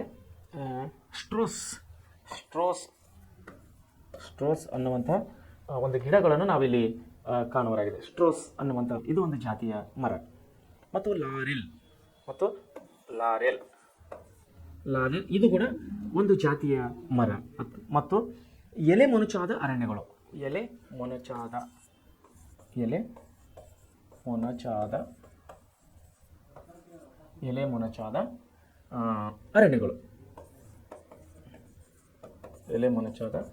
ಅರಣ್ಯಗಳು ಇವು ನಾವು ಎಲ್ಲಿ ಕಾಣುವರಾಗಿದ್ದೇವೆ ಅಂದರೆ, ಹಿಮಾಲಯದ ಅಲ್ಫೈನ್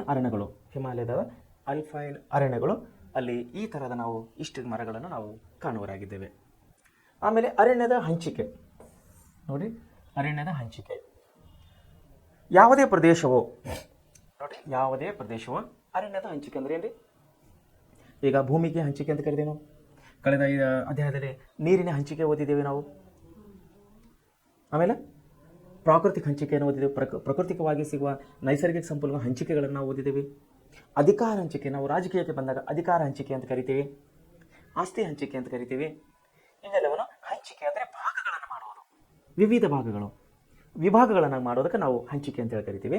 ಇಲ್ಲಿ ಅರಣ್ಯಗಳ ಹಂಚಿಕೆ, ಸೊ ಅರಣ್ಯಗಳನ್ನು ಹೇಗೆ ಭಾಗ ಮಾಡಲಾಗಿದೆ, ಯಾವ ವಿಧಗಳಲ್ಲಿ ಮಾಡಲಾಗಿದೆ ಅನ್ನೋಂಥದ್ದು ನಾವಿಲ್ಲಿ ನೋಡುವರಾಗಿದ್ದೇವೆ.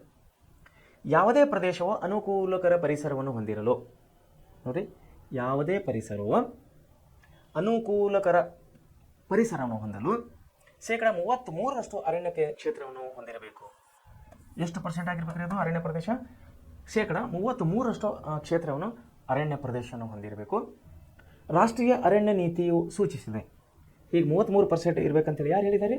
ರಾಷ್ಟ್ರೀಯ ಅರಣ್ಯ ನೀತಿ. ಸೊ ಇದನ್ನು ನಮ್ಮ ದೇಶದಲ್ಲಿ ನೋಡೋರಾಗಿದ್ದೇವೆ ನಾವು. ಏನದು? ರಾಷ್ಟ್ರೀಯ ಅರಣ್ಯ ನೀತಿ. ರಾಷ್ಟ್ರೀಯ ಅರಣ್ಯ ನೀತಿ ಏನು ಹೇಳ್ತಿದ್ದಾರೆ? ಎಷ್ಟು ಇರ್ಬೇಕಂತ ಮಿನಿಮಮ್ ಅಲ್ಲಿ ಪರಿಸರ ಅನುಕೂಲವಾದಂಥ ಪರಿಸರ ಇರಬೇಕಂದ್ರೆ ಎಷ್ಟು ಪರ್ಸೆಂಟ್ ಇರಬೇಕು? ಅದು 33% ಅರಣ್ಯದಿಂದ ಕೂಡಿರಬೇಕು. ಭಾರತವು ಹೊಂದಿರುವ ಅರಣ್ಯದ ವಿಸ್ತೀರ್ಣವು ದೇಶದ ಒಟ್ಟು ಕ್ಷೇತ್ರಕ್ಕೆ ಹೋಲಿಸಿದರೆ, ಅಂದರೆ ನಮ್ಮ ದೇಶದ ಅರಣ್ಯ ಪ್ರದೇಶವು ನಮ್ಮ ಒಟ್ಟು ಭೂಭಾಗದ ಒಂದು ವಿಸ್ತೀರ್ಣಕ್ಕೆ ಹೊಂದಿಸಿದಾಗ ಅಥವಾ ಹೋಲಿಸಿದಾಗ ಅತಿ ಕಡಿಮೆ ರಾಜ್ಯವಾರು ನಾವು ಅರಣ್ಯಗಳ ಕ್ಷೇತ್ರವನ್ನು ವಿಶ್ಲೇಷಿಸಿದಾಗ, ರಾಜ್ಯವಾರು ನಾವು ಸ್ಟೇಟ್ ವೈಸ್ ಅಂತ ಕರಿತೇವೆ. ನಾವು ಸ್ಟೇಟ್ ವೈಸ್ ನಾವು ಡಿವೈಡೇಷನ್ ಮಾಡಿದಾಗ, ಫಾರೆಸ್ಟ್ ಡಿವೈಡೇಷನ್ ಮಾಡಿದಾಗ ಏನಾಗ್ತದೆ ಅಂದರೆ, ಮಧ್ಯಪ್ರದೇಶ ರಾಜ್ಯವು ಪ್ರಥಮ ಸ್ಥಾನದಲ್ಲಿದೆ. ಮೊದಲನೇದಾಗಿ ಮಧ್ಯಪ್ರದೇಶ ಇದೆ.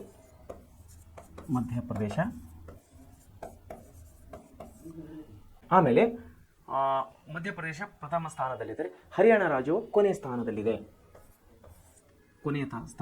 ಹರಿಯಾಣ ರಾಜ್ಯವು ಕೊನೆಯ ಸ್ಥಾನದಲ್ಲಿದೆ.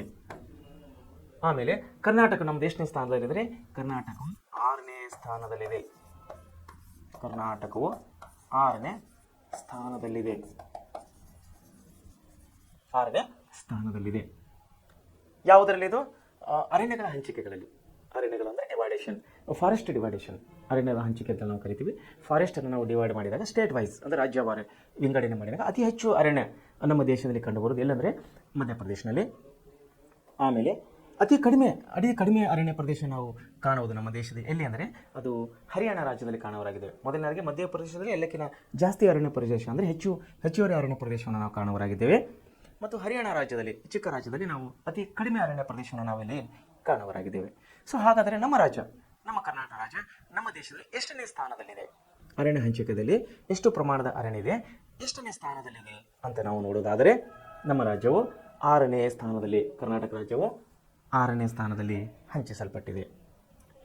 ಹಾಗೂ ಏನಿದು ಅರಣ್ಯಗಳ ಮಹತ್ವ ಏನಿದೆ? ಅರಣ್ಯ ಮಹತ್ವ ಏನಿದೆ? ಅರಣ್ಯ ಬೇಕಾ ಮನುಷ್ಯನಿಗೆ ಅರಣ್ಯ ಬೇಕಂತೀರಾ? ಅರಣ್ಯಗಳ ಮಹತ್ವ ಏನ್ರಿ? ಅರಣ್ಯ ಮಹತ್ವ ಆಮೇಲೆ ನಾವು ಈಗ ಎಲ್ಲಾದರೂ ನಾವು ಶಿವಮೊಗ್ಗ ಸೈಡಲ್ಲಿ ಇಲ್ಲಿ ಹೋದಾಗ ಅರಣ್ಯ ಬೆಳೆಸಿ, ಗಿಡ ಬೆಳೆಸಿ, ನಾಡು ಉಳಿಸಿ ಅನ್ನುವಂಥ ವಾಕ್ಯಗಳನ್ನು ನಾವು ನೋಡೋರಾಗಿದ್ದೇವೆ. ಎಂಥ ವಾಕ್ಯಗಳು ನೋಡೋರಾಗಿದ್ದೇವೆ ನಾವು? ಅರಣ್ಯ ಬೆಳೆಸಿ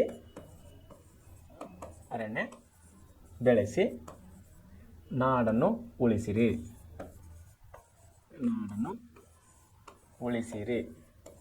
ಸೊ ಇಂಥ ಒಂದು ಉದ್ಗಾರ ವಾಚಕ ಏನಿದೆ ನಮ್ಮ ಸರ್ಕಾರದಿಂದ, ನಮ್ಮ ಅರಣ್ಯ ಇಲಾಖೆಯಿಂದ ಅಲ್ಲಿ ಅರಣ್ಯ ಪ್ರದೇಶಗಳಲ್ಲಿ ಮತ್ತು ಅರಣ್ಯ ಪ್ರದೇಶ ಅಂತ ಎಲ್ಲಿ ಕೂಡ ಸಾಮಾನ್ಯವಾದಂಗೆ ಎಲ್ಲರಿಗೂ ಕಣ್ಣಿಗೆ ಕಾಣಲಿ ಅನ್ನುವಂಥ ಉದ್ದೇಶದಿಂದ ಅರಣ್ಯ ಬೆಳೆಸಿ ನಾಡು ಉಳಿಸಿ ಅಂತೇಳಿ ಒಂದು ಶಬ್ದವನ್ನು ಹಾಕ್ತಾರೆ. ಎದಕ್ಕಂದರೆ ಮನುಷ್ಯನ ಜೀವನಕ್ಕೆ ಅರಣ್ಯವು ಅತಿ ಮುಖ್ಯವಾಗಿದೆ. ಮತ್ತು ನಾವು ಈಗ ತುಂಬ ಡೀಪ್ ಹೋಗೋದಿಲ್ಲ, ಯಾಕಂದರೆ ಅರಣ್ಯ ಅಂದರೆ ಗಿಡಲಿಂದ ಮರ, ಮರಲಿಂದ ಮಳೆ, ಮಳೆಲಿಂದ ನೀರು, ನೀರಿನಿಂದ ಮನುಷ್ಯ. ಮತ್ತು ನಾವು ಈ ಮನುಷ್ಯನ ಜೀವನಕ್ಕೆ ಬರಬೇಕಾದ್ರೆ ಮತ್ತು ಅರಣ್ಯಕ್ಕೆ ಹೋಗಬೇಕಾಗ್ತದೆ. ಸೊ ಅರಣ್ಯ ಮನುಷ್ಯನಿಗೆ ತುಂಬ ಉಪಯುಕ್ತವಾದಂಥ ಅಂಶವಾಗಿದೆ. ಯಾಕಂದರೆ ಮರ ಬೆಳೆಸಿ ನಾಡು ಉಳಿಸಿ, ಕಾಡು ಬೆಳೆಸಿ ನಾಡು ಉಳಿಸಿ. ಎಲ್ಲಿ ಕಾಡಿದೆ ಅಲ್ಲಿ ಮಳೆ ಇದೆ, ಎಲ್ಲಿ ಮರ ಇದೆ ಅಲ್ಲಿ ಮಳೆ ಇದೆ, ಎಲ್ಲಿ ಮರ ಇಲ್ಲ ಅಲ್ಲಿ ಬೆಳೆ ಇಲ್ಲ, ಮಳೆ ಇಲ್ಲ, ಎಲ್ಲಿ ಮಳೆ ಇಲ್ಲ ಅಲ್ಲಿ ಬೆಳೆ ಇಲ್ಲ. ಸೊ ಈ ಒಂದಕ್ಕೊಂದೊಂದು ಲಿಂಕ್ ಆದವು. ಮಳೆ, ಬೆಳೆ, ನೀರು, ಮನುಷ್ಯನ ಜೀವನ ಇವೆಲ್ಲವೂ ದೇಶದ ಆರ್ಥಿಕತೆ, ನಮ್ಮ ದೇಶದ ಆರ್ಥಿಕತೆ, ಆರೋಗ್ಯ, ಮನುಷ್ಯನ ಆರೋಗ್ಯ, ವಾತಾವರಣ ಒಳ್ಳೆಯದಾದಂಥ ಆಮ್ಲಜನಕ ಬೇಕು ಮನುಷ್ಯನಿಗೆ, ಒಳ್ಳೆಯ ಆಮ್ಲಜನಕ ಬೇಕು, ಗಾಳಿ ಬೇಕು, ಶುದ್ಧವಾದಂಥ ಗಾಳಿ ಬೇಕು. ಇವು ಗಾಳಿ ಎಲ್ಲಿ ಸಿಗುತ್ತೆ ರೀ ನಮಗೆ? ಅರಣ್ಯದಿಂದ ಸಿಗುತ್ತೆ, ಗಿಡ ಮರಗಳಲ್ಲಿ ಸಿಗ್ತದೆ. ನೋಡಿ ಬೇಸಿಗೆ ಕಾಲದಲ್ಲಿ ನೀವು ಮನೇಲಿ ಎಷ್ಟೇ ಫ್ಯಾನ್ ಹಾಕಿದ್ರು ಕೂಡ, ಎಷ್ಟೇ ಎಸಿಗಳಿದ್ದರೂ ಕೂಡ ತುಂಬ ರೈತರು ಊರ ಹೊರಗಡೆ ಒಂದು ಗಿಡದ ಕೆಳಗೆ ಎಸ್ಪೆಷಲಿ ಮಾವಿನ ಗಿಡ ಬೇಸಿಗೆ ಕಾಲದಲ್ಲಿ ಮಾರ್ಚ್ ಏಪ್ರಿಲ್ ಮೇ ಈ ತಿಂಗಳಲ್ಲಿ ಹಳ್ಳಿಗಳಲ್ಲಿ, ಸಿಟಿನಲ್ಲಿ ನಿಮ್ಮ ಗಿಡ ಸಿಗೋದು ಕಡಿಮೆ ಕಡೆ. ನಮಗೆ ನಾವು ಹಳ್ಳಿಗಳಲ್ಲಿ ಹೋದಾಗ ಗ್ರಾಮೀಣ ಭಾಗದಲ್ಲಿ ರೈತರ ಜೀವನ ಅರ್ಧ ದಿನ ಅಂದರೆ 10 ಗಂಟೆ ಅವರು ಇಡೀ ದಿನ ಬಳಸಿದ್ರೆ ಅದರಲ್ಲಿ 5 ಗಂಟೆ ಸುಮಾರು ಸರಾಸರಿ ಅವರೇಜ್ 5 ಗಂಟೆ ಅವರು ಗಿಡಗಳಲ್ಲಿ ಕಳೀತಾರೆ. ಅದರಲ್ಲಿ ಗಿಡ ಕೆಳಗೆ ಆರಾಮಾಗಿ ಶಾಂತ ಕೂತ್ಕೊಂಡಿರ್ತಾರೆ, ಮನೆ ಶಾಂತ ಮಾಡ್ಕೊಂಡಿರ್ತಾರೆ. ಅಷ್ಟು ಇಂಪಾರ್ಟೆಂಟ್, ಅಷ್ಟು ತುಂಬ ಮುಖ್ಯವಾದಂಥ ನಮ್ಮ ಇದು ಕಾಡಾಗಿದೆ, ಅರಣ್ಯ ಆಗಿದೆ, ಗಿಡ ಆಗಿದೆ. ಸೊ ಮನುಷ್ಯನಿಗೆ ಅತಿ ಅವಶ್ಯಕವಾದಂಥ ಒಂದು ವಸ್ತು ಅಂದರೆ ಗಿಡ, ಮರ, ಅರಣ್ಯ. ಸೊ ಅರಣ್ಯ ಮಹತ್ವ ಏನಿದೆ ಅದನ್ನು ನಾನು ನಿಮ್ಮನ್ನು ತಿಳಿಸಿ ಹೇಳೋಕ್ಕೆ ಪ್ರಯತ್ನ ಪಡ್ತಾ ಇದ್ದೀನಿ. ಅರಣ್ಯಗಳು ಬಹು ಉಪಯುಕ್ತವಾದಂಥ ಸಂಪನ್ಮೂಲಗಳಾಗಿದ್ದಾವೆ. ಎಂತಹ ಉಪಯುಕ್ತರಿ? ಬಹು ಉಪಯುಕ್ತ ಮುಕ್ತ. ಕೇವಲ ಉಪಯುಕ್ತ ಅಲ್ಲ, ನಾರ್ಮಲ್ ಉಪಯುಕ್ತ ಅಲ್ಲಿದು, ಬಹು ಉಪಯುಕ್ತ ಮೌಲ್ಯವಾದಂಥ ವಸ್ತುವಾಗಿದೆ ಅರಣ್ಯ. ಮಾನವ ಮತ್ತು ಪರಿಸರಕ್ಕೆ ಬಹಳಷ್ಟು ಉಪಯುಕ್ತವಾಗಿದೆ. ಮಾನವ ಮತ್ತು ಪರಿಸರಕ್ಕೆ ಅರಣ್ಯ ಏನಾಗಿದೆ? ತುಂಬ ಉಪಯುಕ್ತವಾಗಿದೆ. ಅರಣ್ಯಗಳ ಉಪಯೋಗಗಳು ಈ ಕೆಳಗಂಡಿನಂತಿವೆ. ಅರಣ್ಯಗಳು ಯಾವ ರೀತಿ ಮನುಷ್ಯನಿಗೆ ಉಪಯೋಗ ಇದೆ ಅನ್ನೋದು ಇಲ್ಲಿ ಕೆಳಗಡೆ ಕೊಟ್ಟಿದ್ದಾರೆ. ಶುದ್ಧ ವಾಯು, ಆಹಾರ ಮತ್ತು ಮೇವನ್ನು ಪೂರೈಸ್ತದೆ. ನೋಡಿ, ಶುದ್ಧ ಆಹಾರ, ನೋಡಿ ಶುದ್ಧ ವಾಯು ಮೊದಲನೇ ಮನುಷ್ಯ ಬೇಕಾಗಿದ್ದು ಶುದ್ಧ ವಾಯು. ಆಮೇಲೆ ಏನ್ರಿ? ಆಹಾರ ಹಾಗೂ ಮೇವನ್ನು ಪೂರೈಸ್ತದೆ ಅರಣ್ಯ ಪ್ರದೇಶ. ಉತ್ತಮ ಮಳೆ, ನೋಡ್ರಿ, ಉತ್ತಮ ಮಳೆ ಬರಬೇಕಂದ್ರೆ ನಮಗೆ ಕಾಡು ಬೇಕು, ಉತ್ತಮ ಮಳೆ. ಆಮೇಲೆ ಇಮ್ಮನ ಬಗ್ಗೆ ಮಣ್ಣಿನ ಸವೆತವನ್ನು ನಿಯಂತ್ರಿಸಲಿಕ್ಕೆ ನಾನು ಹೇಳಿಲ್ಲ, ಚಕಡ ಮಾಡೋ ಸಲುವಾಗಿ ಮಣ್ಣಿನ ಸವೆತವನ್ನು ಮಾಡಬೇಕಂದ್ರೆ ನಮಗೆ ಅರಣ್ಯಗಳು ಬೇಕಾಗ್ತವೆ. ಆಮೇಲೆ ಪ್ರಾಣಿ ಪಕ್ಷಿಗಳಿಗೆ ಆಶ್ರಯ, ಇದು ತುಂಬ ಇಂಪಾರ್ಟೆಂಟ್, ಬಹು ಮುಖ್ಯವಾದಂಥ ವಿಷಯ ಇದು. ಯಾಕಂದರೆ ಮನುಷ್ಯನ ಹೇಗಾದರೂ ಬದುಕಬಹುದು, AC ಹಾಕೋಬೋದು, ಫ್ಯಾನ್ ಹಾಕೋಬೋದು. ಕಾಡು ಪ್ರಾಣಿಗಳು ಏನು ಹಾಕೋತಾವ್ರಿ? ಯಾವ ಫ್ಯಾನ್ ಹಾಕೋತಾವೆ, ಯಾವ AC ಹಾಕೋತಾವೆ? ಕಾಡು ಪ್ರಾಣಿಗಳು, ಮೂಕ ಜಾನುವಾರುಗಳು, ಜೀವ ಜಂತುಗಳು. ಅವರಿಗೆ ಧಗೆ ಆಗೋದಿಲ್ವ? ಅವ್ರಿಗೆ ಶೆಕೆ ಆಗೋದಿಲ್ಲವ? ಸೊ ಗಿಡಗಳು ಎಷ್ಟು ಓಪನ್ ಆಗಿರ್ತವೆ ಅಷ್ಟು ಒಳ್ಳೆಯದಾದಂಥ ಶುದ್ಧವಾದಂಥ ಗಾಳಿಗಳನ್ನು ಪ್ರಾಣಿ ಪಕ್ಷಿಗಳು ಸಿಗೋದಾಗಿದೆ ಗಿಡ ಮರಗಳು ಇದ್ದಾಗ ಮಾತ್ರ. ನೋಡಿರಿ. ಆಮೇಲೆ ಔಷಧಿಗಳು ಸಸ್ಯಗಳ ಆಗರವಾಗಿದೆ. ಔಷಧಿಯು ನಾವು ಫಾರೆಸ್ಟ್ನಲ್ಲಿ ನಾವು ಅರಣ್ಯದಲ್ಲಿ ಹೋದಾಗ ಭಾಳಷ್ಟು ಗಿಡಗಳು ನಮಗೆ ಆಯುರ್ವೇದಿಕ್ ಗಿಡಮೂಲಿಕೆಗಳಿಗೆ, ಆಯುರ್ವೇದಿಕ್ ಔಷಧಿಗಳಿಗೆ ಭಾಳಷ್ಟು ಗಿಡಮೂಲಗಳು ನಮಗೆ ಅಲ್ಲಿ ಸಸ್ಯಕಾಶಿಗಳು ಅರಣ್ಯದಲ್ಲಿ ಸಿಗೋದಾಗಿದೆ. ಆಮೇಲೆ ಪ್ರವಾಸಿಗರನ್ನು ಆಕರ್ಷಿಸುತ್ತದೆ. ಮುಂಚೆನೇ ಹೇಳಿದೆ ನಿಮಗೆ ಗೋವಾ ನೋಡಿದ್ರಲ್ಲ, ಪ್ರವಾಸಿಗರನ್ನು ಆಕರ್ಷಿಸುವ ನಮ್ಮ ದೇಶದಲ್ಲಿ ಏಕೈಕ ರಾಜ್ಯ ಅಂದರೆ ಅದು ಗೋವಾ ಮತ್ತು ಜಮ್ಮು ಕಾಶ್ಮೀರ. ಯಾಕಂದರೆ ನಾವು ಕಾಶ್ಮೀರ ಹೋಗಿಲ್ಲ, ತುಂಬ ದೂರ ಇದೆ. ಗೋವಾ ಹೋಗಿದ್ವಿ, ಗೋವಾ ನೋಡಿದ್ವಿ. ನೀವು ನೋಡಿದಾದರೆ ಒಳ್ಳೆಯದು. ಒಂದೇಳೆ ನೋಡಿಲ್ಲ ಅಂದರೆ ತಾವು ಗೋವಾಕ್ಕೆ ಹೋದಾಗ ಸಸ್ಯಗಳು, ಕಾಡುಗಳು, ಅರಣ್ಯಗಳು ತುಂಬ ಬ್ಯೂಟಿಫುಲ್, ವೆರಿ ಬ್ಯೂಟಿಫುಲ್ ತಾವು ನೋಡ್ಬೋದು. ಸೊ ಪ್ರವಾಸಿಗರನ್ನ ಆಕರ್ಷಣೆ ಮಾಡುವಂಥ ಒಂದು ಶಕ್ತಿ ಇದೆ ಅಂದರೆ ಅದು ಅರಣ್ಯ ಪ್ರದೇಶಕ್ಕಿದೆ. ಆಮೇಲೆ ಉದ್ಯೋಗಾವಕಾಶಗಳು ನೋಡಿರಿ, ಅರಣ್ಯದಿಂದ ಎಷ್ಟು ಉದ್ಯೋಗಗಳಿವೆ ನೋಡಿ. ಗಿಡ ಸಸ್ಯಗಳಲ್ಲಿ ಔಷಧಿಗಳು ಸಿಗೋದ್ರಿಂದ ಏನಾಯ್ತು ರೀ, ಫಾರ್ಮಸಿಸ್ಟ್ ಕಂಪನಿಗಳು ಅಂದರೆ ಔಷಧ ತಯಾರಿಕಾ ಕಂಪನಿಗಳು ಬೆಳೀತವೆ. ಅಲ್ಲಿ ಕೌಶಲ್ಯ ಇದ್ದವರಿಗೆ ಅಂದರೆ ಫಾರ್ಮಸಿ, ಕೆಮಿಸ್ಟ್ರಿ, ಔಷಧ ತಯಾರಿಕಾ ಕಂಪನಿಯಲ್ಲಿ ಬೇಕಾಗುವಂಥ ಅರ್ಹತೆ ಉಳ್ಳವರಿಗೆ ಕೆಲಸ ಸಿಗುತ್ತವೆ. ಲಾರಿ ಚಾಲಕ, ಡ್ರೈವರ್ಗೆ ಸಾಗಣೆಗಾಗಿ ಟ್ರಾನ್ಸ್ಪೋರ್ಟಿಂಗ್ ಸಲುವಾಗಿ ಡ್ರೈವರ್ಗಳು ಬದುಕ್ತಾರೆ. ಎಷ್ಟು ನೀವು ನೂರು ಥರ ಅದರ ಉಪಯೋಗವನ್ನು ನಾವು ಇಲ್ಲಿ ಪಡ್ಕೋಬೋದು, ಉದ್ಯೋಗಾವಕಾಶ. ಆಮೇಲೆ ಜೈವಿಕ ಪರಿಸರ ಸಮತೋಲನವನ್ನು ಕಾಣುತ್ತದೆ. ಜೈವಿಕ ಅಂದರೆ ಜೀವಗಳ ಪರಿಸರ ಅಂತ ನಾವು ಕರಿತೀವಿ. ಜೀವಗಳಂದರೆ ಮನುಷ್ಯ ಜೀವನ ಮತ್ತು ಕಾಡು ಪ್ರಾಣಿಗಳ ಜೀವನದಲ್ಲಿ ಏನು ಕಾಣ್ತಾ ಇದ್ದೀವಿ, ಸಮತೋಲನವನ್ನು ಕಾಣುವರಾಗಿದ್ದೇವೆ. ಉದಾಹರಣೆಗೆ ಕಾಡು ಪ್ರಾಣಿಗಳಲ್ಲಿ ಇರುವಂಥವರಿಗೆ ಬೆಳಕು ಬೇಕು, ಒಳ್ಳೆ ಗಾಳಿ ಬೇಕು. ಅದೇ ಗಾಳಿ, ಅದೇ ಬೆಳಕು ನಮಗೂ ಕೂಡ ಬೇಕಾಗಿದೆ. ಮನುಷ್ಯರು ಒಂದು ಇನ್ನೊಂದರ ಮೇಲೆ ಇದು ಅವಲಂಬನೆ ಆಗಿದ್ದರಿಂದ ಇದು ಕಾಡು ಪ್ರಾಣಿ ಜೈವಿಕ ಪರಿಸರದ ಮೇಲೆ ಸಮತೋಲನ ಕಾಪಾಡ್ತಾ ಇದೆ ಅರಣ್ಯ ಪ್ರದೇಶ. ಸೊ ಇಷ್ಟೆಲ್ಲ ಮುಖ್ಯ ನಮ್ಮ ಮನುಷ್ಯರಿಗೆ ಅವಶ್ಯಕತೆ ಇದ್ದಾಗ ನಾವು ಇದನ್ನು ಹೇಗೆ ಕಾಪಾಡೋದು, ನಾವು ಸಂರಕ್ಷಣೆ ಹೇಗೆ ಮಾಡಬೇಕು ಇದನ್ನು ಅಂತ ನಾವು ನೋಡಿದಾಗ ಅರಣ್ಯಗಳನ್ನು ಮಾನವ ಪ್ರಾಣಿಗಳಿಂದ ಹಾಗೂ ನೈಸರ್ಗಿಕ ವಿಪತ್ತುಗಳಿಂದ ಕಾಪಾಡುವುದನ್ನೇ ಅರಣ್ಯ ಸಂರಕ್ಷಣೆ ಅಂತೇಳಿ ನಾವು ಕರೆಯೋರಾಗಿದ್ದೇವೆ. ಏನಿದು ಅರಣ್ಯ ಸಂರಕ್ಷಣೆ? ವಾಟ್ ಈಸ್ ದ ಅರಣ್ಯ ಸಂರಕ್ಷಣೆ ಅಂದಾಗ ಅರಣ್ಯಗಳನ್ನು ಮಾನವ ಮತ್ತು ಪ್ರಾಣಿ ಮತ್ತು ನೈಸರ್ಗಿಕ ಸಂಪತ್ತು, ನೈಸರ್ಗಿಕ ವಿಪತ್ತುಗಳಿಂದ ನಾವು ಕಾಪಾಡುವುದನ್ನೇ ಅರಣ್ಯ ಸಂರಕ್ಷಣೆ ಅಂತೇಳಿ ನಾವು ಕರೆಯೋರಾಗಿದ್ದೇವೆ. ಯಾಕಂದರೆ ಒಂದು ಬೆಂಕಿ ಕಡ್ಡಿ ಯಾರಾದರೂ ಗೀಚಿ ಆಗಿದ್ದು ಎಲ್ಲಿ ಅರಣ್ಯ ಪ್ರದೇಶ ಬಿಸಾಕಿದರೆ ಏನು ಪರಿಣಾಮ? ಎಷ್ಟು ಎಕರೆಗಟ್ಟಲೆ ಜಮೀನನ್ನು, ಗಿಡ ಗಂಟೆಗಳನ್ನು ಸುಟ್ಟು ಹೋಗುತ್ತವೆ, ಅರಣ್ಯ ನಾಶ ಆಗುತ್ತದೆ. ಸೊ ಇಂಥದ್ರಲ್ಲಿ ಒಂದು ಉದಾಹರಣೆ ಕೊಡ್ತಾ ಇದ್ದೇನೆ ನಿಮಗೆ.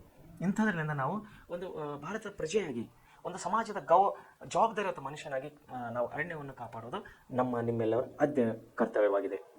ಆಮೇಲೆ ಭಾರತದಲ್ಲಿ ಅರಣ್ಯಗಳ ಕ್ಷೇತ್ರವು ನಿರಂತರವಾಗಿ ಇಳಿಮುಖ ಆಗ್ತದೆ. ಫಾರೆಸ್ಟ್ ಡೇ ಬೈ ಡೇ ಕಮ್ಮಿ ಆಗ್ತಾ ಇದೆ. ಯಾಕಂದರೆ ವ್ಯವಸಾಯದ ವಿಸ್ತರಣೆ, ಹೈನುಗಾರಿಕೆ, ರಸ್ತೆಗಳು ಮತ್ತು ರೈಲು ಮಾರ್ಗ ನಿರ್ಮಾಣ, ನೀರಾವರಿ ಯೋಜನೆಗಳ ನಿರ್ಮಾಣ, ಕಾಡ್ಗಿಚ್ಚು, ಗಣಿಗಾರಿಕೆ ಮುಂತಾದವುಗಳು ಅರಣ್ಯ ನಾಶಕ್ಕೆ ಮುಖ್ಯ ಕಾರಣಗಳಾಗಿವೆ. ಹೌದು ಪ್ರಿಯ ವಿದ್ಯಾರ್ಥಿಗಳೇ, ಈಗ ನೋಡಿರಿ ಕೊಂಕಣ್ ರೈಲ್ವೆ ಅಂತೇಳಿ ನಾವು ಕೇಳ್ತಾ ಇದ್ದೀವಿ ಪೇಪರ್ನಲ್ಲಿ. ಬಹುಶಃ ತಾವು ಗೊತ್ತಿದ್ದಬೇಕು ಕೊಂಕಣ್ ರೈಲ್ವೆ. ಸುಮಾರು ನನಗೆ ಮಾಹಿತಿ ಇದೆ ಪ್ರಕಾರ 15ರಿಂದ 20 ವರ್ಷದಿಂದ ಇದು ಒಂದು ಯೋಜನೆ. ಅಂದರೆ ಹುಬ್ಬಳ್ಳಿಯಿಂದ ಕಾರವಾರವರೆಗೆ ರೈಲ್ವೆ ಮಾರ್ಗವನ್ನು ಸ್ಥಾಪನೆ ಮಾಡಲು, ರೈಲ್ವೆ ಮಾರ್ಗಕ್ಕಾಗಿ ಲಕ್ಷ ಗಿಡಗಳನ್ನು ಕಡಿಯುವಂಥ ಒಂದು ಪರಿಸ್ಥಿತಿಯನ್ನು ಬರ್ತಾ ಇದೆ. ಯಾಕಂದರೆ ಹುಬ್ಬಳ್ಳಿಯಿಂದ ತಡಸ್ನಿಂದ ಇದು ಶಿರಸಿ, ಯಲ್ಲಾಪುರ ಕಾಡುಗಳ ಮುಖಾಂತರವಾಗಿ ಇದು ಎಲ್ಲಿ ಕಾರವಾರ ಬಂದರಿಗೆ ಹೋಗಬೇಕಾಗಿದೆ ರಸ್ತೆ, ಯಾವುದು ರೈಲು ಮಾರ್ಗ. ಸೊ ಏನಂದರೆ ಒಂದು 10 ಫೂಟ್ ಜಾಗ, ಇಷ್ಟೇ ಒಂದು ಜಾಗ ತೆಗೆದರೆ ನಮಗೆ 3ರಿಂದ 4 ನಾವು ಮರಗಳನ್ನು ಕಾಣುವರಾಗಿದ್ದೇವೆ. ಸೊ ಅಂಥದನ್ನು ನಾವು 200, 300, 400, 500 ಕಿಲೋಮೀಟರ್ ಗಟ್ಟಲೆ ದೂರವನ್ನು ನಾವು ರಸ್ತೆಯನ್ನು ಅಗೆಯಬೇಕಾದರೆ ಎಷ್ಟು ಗಿಡಗಳನ್ನು ಕಡಿಬೇಕು? ತುಂಬ ಗಿಡಗಳ ಮಾರಣ ಹೋಮವನ್ನೇ ನಡೆಯುವಂಥ ಒಂದು ಪರಿಸ್ಥಿತಿ ಇದೆ. ಆದರೆ ಅಭಿವೃದ್ಧಿ ದೃಷ್ಟಿಯಿಂದ ರೈಲ್ವೆ ಮಾರ್ಗ ಕೂಡ ನಮಗೆ ಅತಿ ಮುಖ್ಯವಾಗಿದೆ. ಆದ್ದರಿಂದ ಪರಿಸರವಾದಿಗಳಿಂದ ಎಷ್ಟೋ ಸಾರಿ ಸುಪ್ರೀಂ ಕೋರ್ಟ್ನಲ್ಲಿ ಕೂಡ ಈ ಕೊಂಕಣ್ ರೈಲ್ವೆಗೆ ಅಬ್ಜೆಕ್ಷನನ್ನು ಹಾಕ್ತಾ ಬರ್ತಾ ಇದ್ದಾರೆ, ವಿರೋಧವನ್ನು ಮಾಡ್ತಾ ಬರ್ತಾ ಇದ್ದಾರೆ. ಆದರೆ ಸರ್ಕಾರ ಏನು ಮಾಡಿದೆ, ಪರಿಸರವಾದಿಗಳ ಮನವನ್ನು ಒಲಿಸಿ ಅಭಿವೃದ್ಧಿ ದೃಷ್ಟಿಯಿಂದ ಹಸಿರು ಅಂಥೇಳಿ ಒಂದು ಇಲಾಖೆ ಇದೆ, ಹಸಿರು ಇಲಾಖೆ ಅಂತೇಳಿ ಕೇಂದ್ರ ಸರ್ಕಾರ ಮಟ್ಟದಲ್ಲಿ. ಆ ಇಲಾಖೆಯಿಂದ ಒಂದು ಪರವಾನಗಿ ಅಂದರೆ ಪರ್ಮಿಷನ್ ಬೇಕಾಗಿತ್ತು. ಬಹುಶಃ ನಾನು ಕಳೆದ ವಾರದಲ್ಲಿ ನೋಡಿದ್ದೇನೆ, ಪರ್ಮಿಷನ್ ಸಿಕ್ಕಿದೆ ಅಂತ ಅನ್ಕೋತೀನಿ. ಸೊ ಸಿಕ್ಕಿದ್ದರಿಂದ ಈಗ ಮುಂದೆ ರೈಲ್ವೆ ಕಾಮಗಾರಿ ಮಾಡ್ತಾರೆ. ಆ ಸಮಯದಲ್ಲಿ ಲಕ್ಷ ಕೋಟಿ ಗಿಡಗಳನ್ನು ಕರೆಯುವಂಥ ಪರಿಸ್ಥಿತಿ ಬರ್ತದೆ.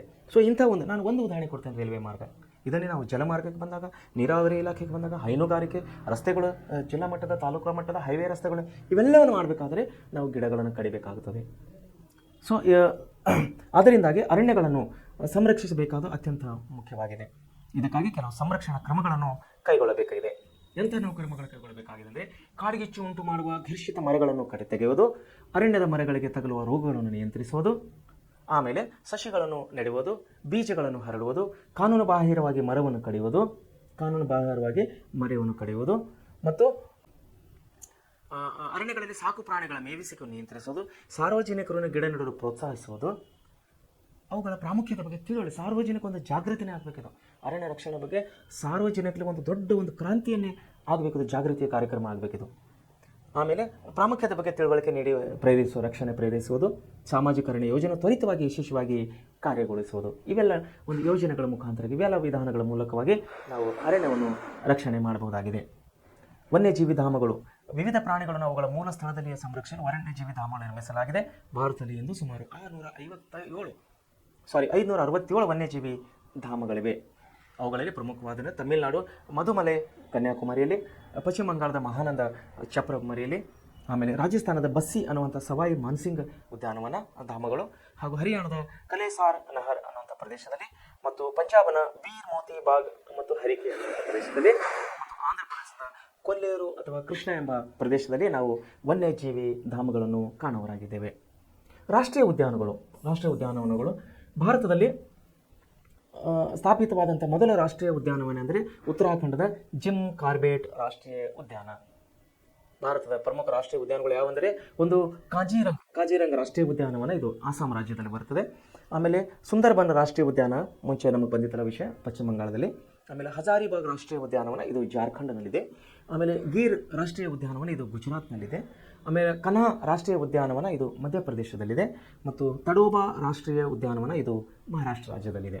ಸೊ ಈ ರೀತಿ ರಾಷ್ಟ್ರೀಯ ಉದ್ಯಾನವನಗಳು ನಾವು ನಮ್ಮ ದೇಶದ 6 ಭಾಗಗಳಲ್ಲಿ ನಾವು ನೋಡೋರಾಗಿದ್ದೇವೆ. ಆಮೇಲೆ ಜೀವಿಗಳ ಮೀಸಲು ಪ್ರದೇಶಗಳು ಅಂದರೆ ಬಿಶೋಫ್ಸಿ ರಿಸರ್ವ್ ಅಂತ ನಾವು ಕರೆಯೋರಾಗಿದ್ದೇವೆ. ಭಾರತವು ಸಸ್ಯ ಸಮೃದ್ಧತೆಯ ಜೊತೆಗೆ ಪ್ರಾಣಿ ಸಂಪತ್ತಿನ ವೈವಿಧ್ಯತೆಯನ್ನು ಒಳಗೊಂಡಿದೆ. ಈ ಜೈವಿಕ ವ್ಯವಸ್ಥೆಗಳನ್ನು ಕಾಪಾಡಲು ದೇಶದಲ್ಲಿ 18 ಜೀವಿಗಳ ಮೀಸಲು ಪ್ರದೇಶಗಳನ್ನು ನಾವು ಸಂರಕ್ಷಿಸಲಾಗುತ್ತಿದೆ. ಅವುಗಳಲ್ಲಿ ಪ್ರಮುಖವಾದಂತೆ ನೀಲಗಿರಿ, ನಂದಾದೇವಿ, ನೋಕ್ರೇಕ್, ಗ್ರೇಟ್ ನಿಕೋಬಾರ್, ಮನ್ನಾರ್, ಖಾರಿ, ಆಮೇಲೆ ಮಾನಸ್, ಸುಂದರ್ಬನ್, ಸಿಮ್ಲಿಪಾಲ್, ಕಾಂಚನಗಂಗಾ, ಅಮರಕಂಟಕ, ಸೀತ ಮರುಭೂಮಿ ಅಂದರೆ ಹಿಮಾಚಲ ಪ್ರದೇಶದಲ್ಲಿದೆ ಇದು, ಪನ್ನಾ ಮತ್ತು ಶೇಷಾಚಲಂ ಭಾರತದಲ್ಲಿ ಸ್ಥಾಪಿತವಾದ ಮೊದಲ ಜೀವಿಗಳ ಪ್ರದೇಶಗಳು. ಇವು ಮೀಸಲು ಪ್ರದೇಶವೆಂದರೆ ನೀಲಗಿರಿ ಜೀವಿಗಳು ಪ್ರದೇಶ ಅಂಥೇಳಿ. ಸೊ ನಿಮಗಿದು ಒಂದು ವಿಷಯ ತಿಳಿದಿಲ್ಲ ಏನಂದರೆ ಭಾರತದಲ್ಲಿ ಸುಮಾರು 567 ವನ್ಯಜೀವಿ ಧಾಮಗಳಿವೆ, 106 ರಾಷ್ಟ್ರೀಯ ಉದ್ಯಾನವನಗಳಿವೆ, 122 ಸಸ್ಯೋದ್ಯಾನ ಬಟಾನಿಕಲ್ ಗಾರ್ಡನ್ಗಳಿವೆ, ಮತ್ತು 525 ಪ್ರಾಣಿ ಸಂಗ್ರಹಾಲಯಗಳಿವೆ. ಸೊ ಇವೆಲ್ಲ ತಾವು ನೆನಪಿನಲ್ಲಿ ಇಡಬಹುದಾದಂಥ ಅತಿ ಮುಖ್ಯವಾದಂಥ ವಿಷಯಗಳು. ಆಮೇಲೆ ನೀವಿರೋ ಪ್ರದೇಶದ ಸ್ವಾಭಾವಿಕ ಸಸ್ಯವರ್ಗವನ್ನು ತಿಳಿಸಿರಿ, ಅಲ್ಲಿರುವ ಮುಖ್ಯ ಸಸ್ಯವರ್ಗ ಮತ್ತು ಪ್ರಾಣಿ ವರ್ಗಗಳನ್ನು ಪಟ್ಟಿ ಮಾಡಿರಿ, ನೀವು ನೋಡಿರೋ ವಿವಿಧ ಮರಗಳ ಹೆಸರುಗಳನ್ನು ಬರೀರಿ, ವನ್ಯಜೀವಿ ಧಾಮಗಳಲ್ಲಿ ವಾಸಿಸುವ ಪ್ರಾಣಿಗಳ ಚಿತ್ರಗಳ ಆಲ್ಬಮ್ ತಯಾರು ಮಾಡಿರಿ, ಮತ್ತು ಭಾರತದ ನಕ್ಷೆಯಲ್ಲಿ ಜೀವಿಗಳ ಮೀಸಲು ಪ್ರದೇಶಗಳನ್ನು ಗುರುತಿಸಿರಿ. ಸೊ ಈ ರೀತಿ ನಾವು ಇಲ್ಲಿವರೆಗೆ 13 ಅಧ್ಯಾಯಗಳನ್ನು ಮುಕ್ತಾಯ ಮಾಡಿದ್ದೇವೆ ಸಮಾಜ ಅಧ್ಯಾಯದಲ್ಲಿ. ಸೊ ಇವೆಲ್ಲ ಪಾಠಗಳನ್ನು ತಾವು ಒಳ್ಳೆಯ ರೀತಿಯಲ್ಲಿ ಓದಿ ಅಭ್ಯಾಸ ಮಾಡಿ, ಎಲ್ಲ ವಿಷಯಗಳು ಒಳ್ಳೆಯ ರೀತಿಯಲ್ಲಿ ಅಭ್ಯಾಸ ಮಾಡಿ ತಮ್ಮ ಮುಂದಿನ ಜೀವನಕ್ಕೆ ತಾವು ಯಶಸ್ವಿ ಆಗ್ತೀರಂತೇಳಿ ನಾವು ನಮ್ಮ ಪ್ರೆಸೆಂಟ್ ಕ್ಲಾಸಿನ ಮೂಲಕವಾಗಿ ಹಾಗೂ ನನ್ನ ವೈಯಕ್ತಿಕವಾಗಿ ನಾನು ನಿಮ್ಮನ್ನು ಹಾರೈಸುವನಾಗಿದ್ದೇನೆ. ಧನ್ಯವಾದಗಳು.